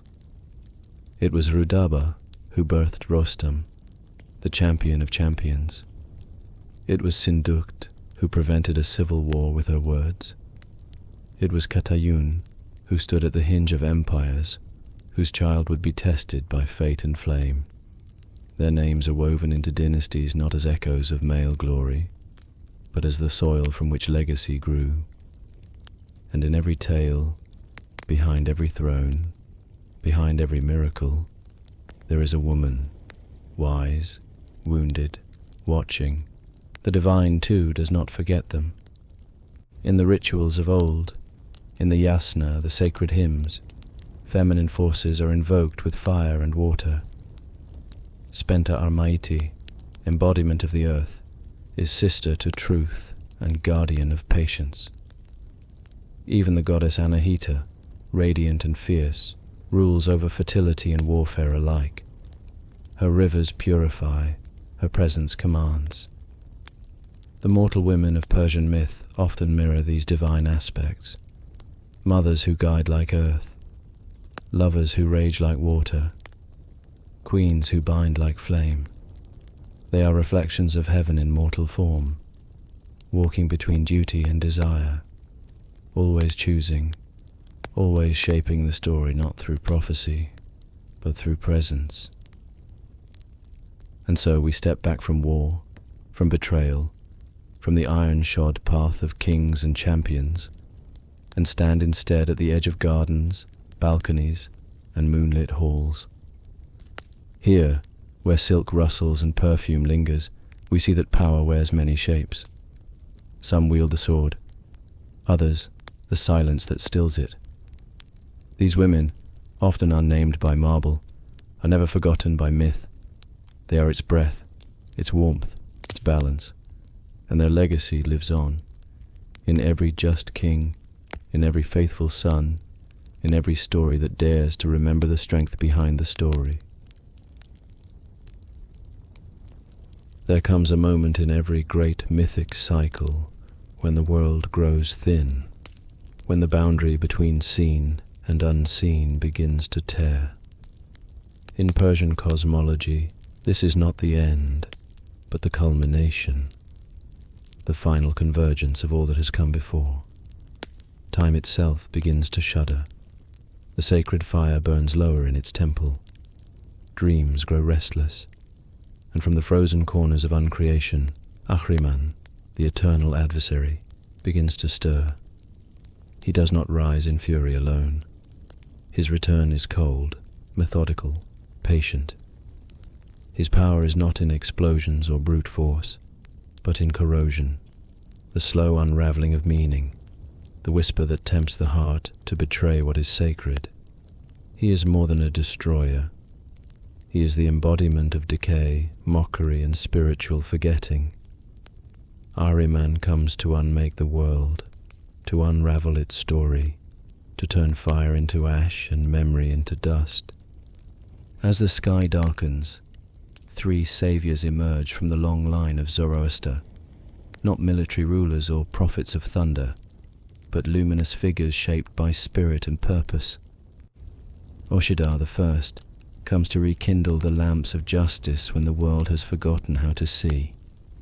He speaks plainly, walking among the people, reminding them of the law not as punishment, but as promise.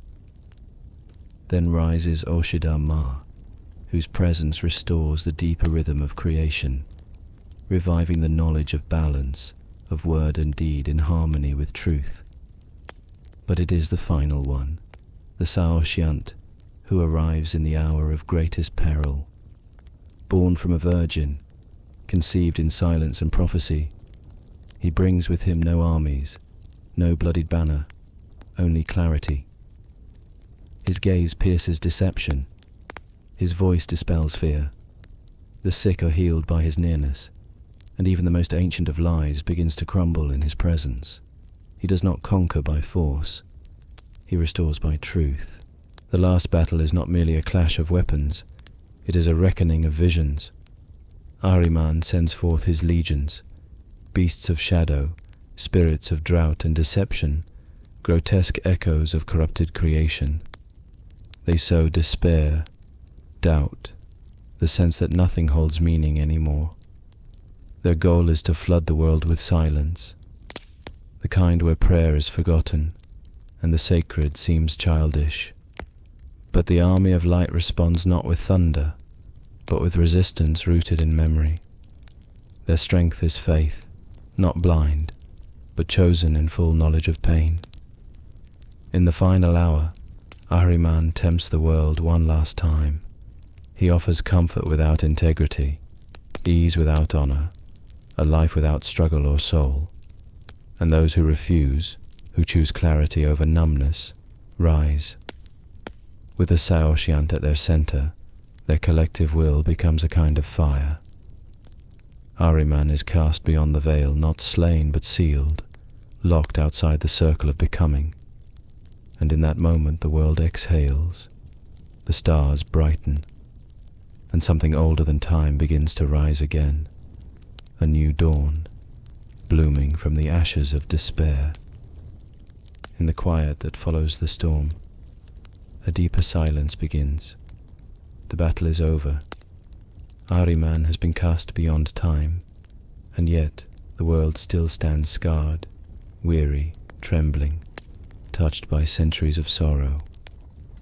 But now comes a different kind of passage, not one of war, but of reckoning.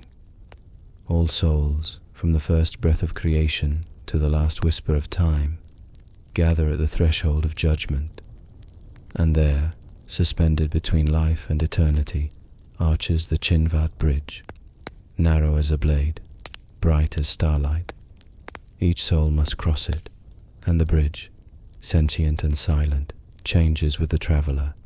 For the just it widens, smooth and radiant, leading gently toward paradise. For the wicked it narrows, becomes sharp, and casts them into the abyss. No lies pass here, no crown matters, only the weight of truth carried in thought, word, and deed. And yet even this judgment is not the end. The Zoroastrian vision dares to imagine something more beautiful and more daring than reward and punishment. It dreams of Frashokareti, the great purification, a final cleansing not only of the world, but of the soul of the world. In this moment, all creation, every stone, river, beast, and breath, is bathed in molten metal, not as torture, but as transformation. The righteous walk through it as though through warm milk. The wicked are purified, their evil burned away, their essence redeemed. Fire, once the weapon of wrath, becomes the medium of mercy. And in this final alchemy, nothing is cast aside. All that can be healed is healed. Even those who fell deepest are lifted, not erased, transfigured. Then comes renewal, not a return but a becoming. The earth is remade, mountains softened, rivers cleared, the sky cleansed of shadow. No more decay, no more death. The sun no longer burns, it simply warms. The stars do not wander, they sing. Humanity, now united, speaks a single tongue, the tongue of truth. There is no hunger, for crops grow without toil. No violence, for the soul has forgotten the taste of harm. The dead rise, restored in body and in spirit, meeting the living in a reunion beyond grief. And in this final harmony, Ahura Mazda does not rule from afar. He dwells within the order itself, no longer separate, but fully present in every breeze, every stone, every heartbeat. This is not paradise in the sky, it is the world made whole. And in the hush of that final dawn, the fire burns steady, the lie has vanished, and all things shine with the memory of what they were always meant to be. Long after the fires of Zoroastrian temples had dimmed, long after minstrels no longer sang of Rostam beneath royal banners, there came a man with ink-stained fingers and sorrow in his eyes. His name was Ferdowsi, and in a time when Iran's old gods had been hushed, when Arabic had become the language of courts, and when the ancient stories were at risk of fading like smoke, Ferdowsi sat down to remember, not as a priest, not as a king, but as a poet, the last bridge between myth and memory. For 30 years he toiled, weaving together the stories of kings and demons, of lovers, saviors, traitors and champions. From dusty texts, whispered tales and fading verses, he shaped the Shahnameh, the Book of Kings, and with it, reignited the flame of Persian identity. The Shahnameh is not scripture, yet it is sacred. It holds no commandments, but it carries the weight of a civilization's soul.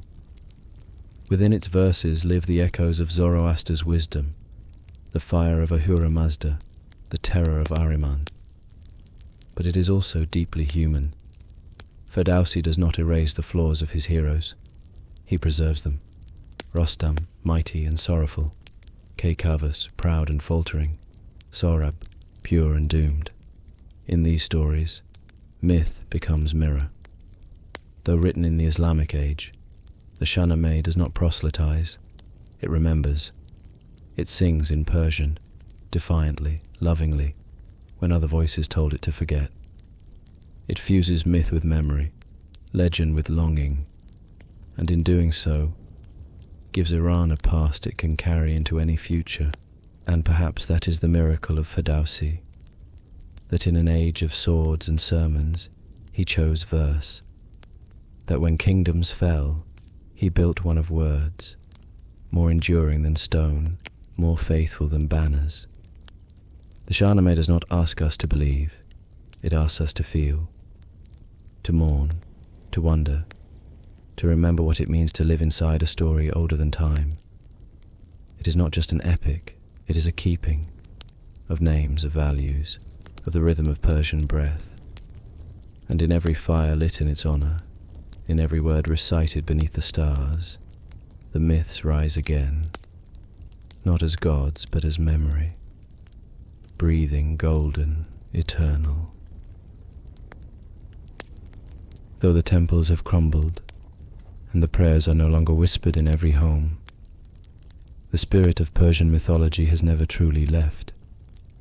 It lingers in quiet corners of daily life, in the flicker of a candle lit before Nowruz, in the scent of incense curling through an old courtyard, in the rhythmic hum of a family reciting tales beneath the stars. These aren't merely customs, they are echoes, soft reverberations of an ancient cosmology still folded into the soul of a people. Even in cities of steel and glass, where time moves too fast for legend, there are moments when the old symbols rise. A Vayu-Vata pendant worn close to the heart, a fire tended not just for warmth, but for remembrance. The values shaped by these myths, truth, hospitality, righteous action, cleanliness of the body and the spirit, continue to guide behavior, even when the source is forgotten. The ancient festivals still mark the seasons, Tirgan with its prayers for rain, Miragan in honor of justice and harvest, Sadeh, the festival of fire in the heart of winter. These aren't mere celebrations, they are reminders of the old balances, of a world once understood through the harmony of light and dark, of fire and earth, of word and deed. The cosmology lives on not only in rituals, but in rhythm, a way of walking through the world that still remembers the sacred beneath the ordinary. Even in far-off diasporas, where Persian children grow up speaking the language of other lands, the mythology endures. In bedtime stories, in family sayings, in the quiet pride that comes from knowing one descends from a world once shaped by gods, kings and star-born beasts. Persian mythology is no longer bound to the mountaintop or the fire temple. It lives in the memory of justice over power, of resistance to the lie, of hope after darkness. And as long as someone lights a fire and tells a story, it will remain. The myths did not vanish. They became something deeper, woven into the very identity of the Iranian people. In today's Iran, Persian mythology is not some forgotten relic. It is ancestral memory, still breathing beneath the surface of everyday life. From the curve of a tile to the rhythm of a proverb, the stories of old still shape how Iranians see themselves, as descendants of kings and sages, poets and warriors, as a people who once stood beneath the gaze of fire and star. Mythology is not read with disbelief. It is felt as an inheritance. One does not need to believe that Rostam fought dragons to understand what he represents. He is courage. He is loyalty. He is the weight of duty carried with honor, and those values remain etched in the Persian soul. The great figures of myth continue to appear, not on temple walls, but in poetry, in art, in the shared language of national pride. Simurgh soars in the mystic verses of Attar. Huma, bird of fortune, appears in gold-leafed miniatures and palace frescoes. Anahita's waters flow still in fountains and gardens designed to honor balance, grace, and life. Varavaha, the ancient winged symbol of spirit and guidance, is found on doorways, schoolbooks, and the walls of museums, not as a religious token, but as a reminder of continuity. Even children know the names Jamshid, Zahak, Sohrab, because they are not just characters. They are reflections of the Iranian self-image, heroic, poetic, proud, enduring. To be Persian is to carry a legacy that is not only historical, but mythic, a sense that time stretches long behind and far ahead. The myths are not clung to out of nostalgia. They are lived season by season, festival by festival, word by word. In moments of hardship, they offer strength. In moments of celebration, they offer meaning. They shape how Iranians understand truth, justice, beauty, and fate. And in a world often unmoored, they offer a deep foundation, the memory of a world once shaped by flame, song, and stars.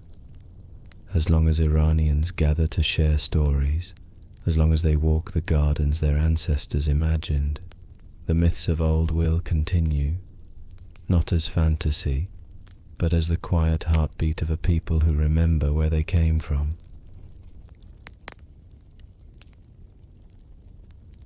And so the fire burns low. The temples fall silent. The voices of kings and prophets, heroes and monsters, fade into the hush of night. But they do not vanish. They retreat into memory, into the soft folds of language and the deep rhythm of being. Persian mythology does not end. It lingers, in every flame that's ever been lit in a cold room, in every word chosen with care, in the silence before a story begins. These were not just tales of gods and demons. They were reflections of the soul, of light carried through shadow, of honor in the face of sorrow, of truth surviving time itself. Perhaps, dear listener, you feel it now, that hush, that sense that something very old has passed near. If you are still with us, thank you, truly, for your time, your stillness, your attention. In a world that rushes and pulls, you chose to slow down, to listen, to remember. You have traveled with us through the molten birth of creation, across mountain fortresses, under star-ridden skies, and into the beating hearts of queens and champions. These myths are not history. They are inheritance. And in listening, you've become part of the tradition that keeps them alive. So let us part gently. Let the embers dim. Let the stars return to their place above Mount Alborz, silent and watching. The names Ahura Mazda, Simurgh, Rostam, Anahita, they will rest now. But they are never gone. They wait in the corners of dreams, in the pause between two verses, in the flicker of a candle left burning just a little longer. Sleep well now. May your night be free of divs, and your dreams filled with the scent of rose water, the gleam of gold, and the quiet footsteps of stories that know the way home.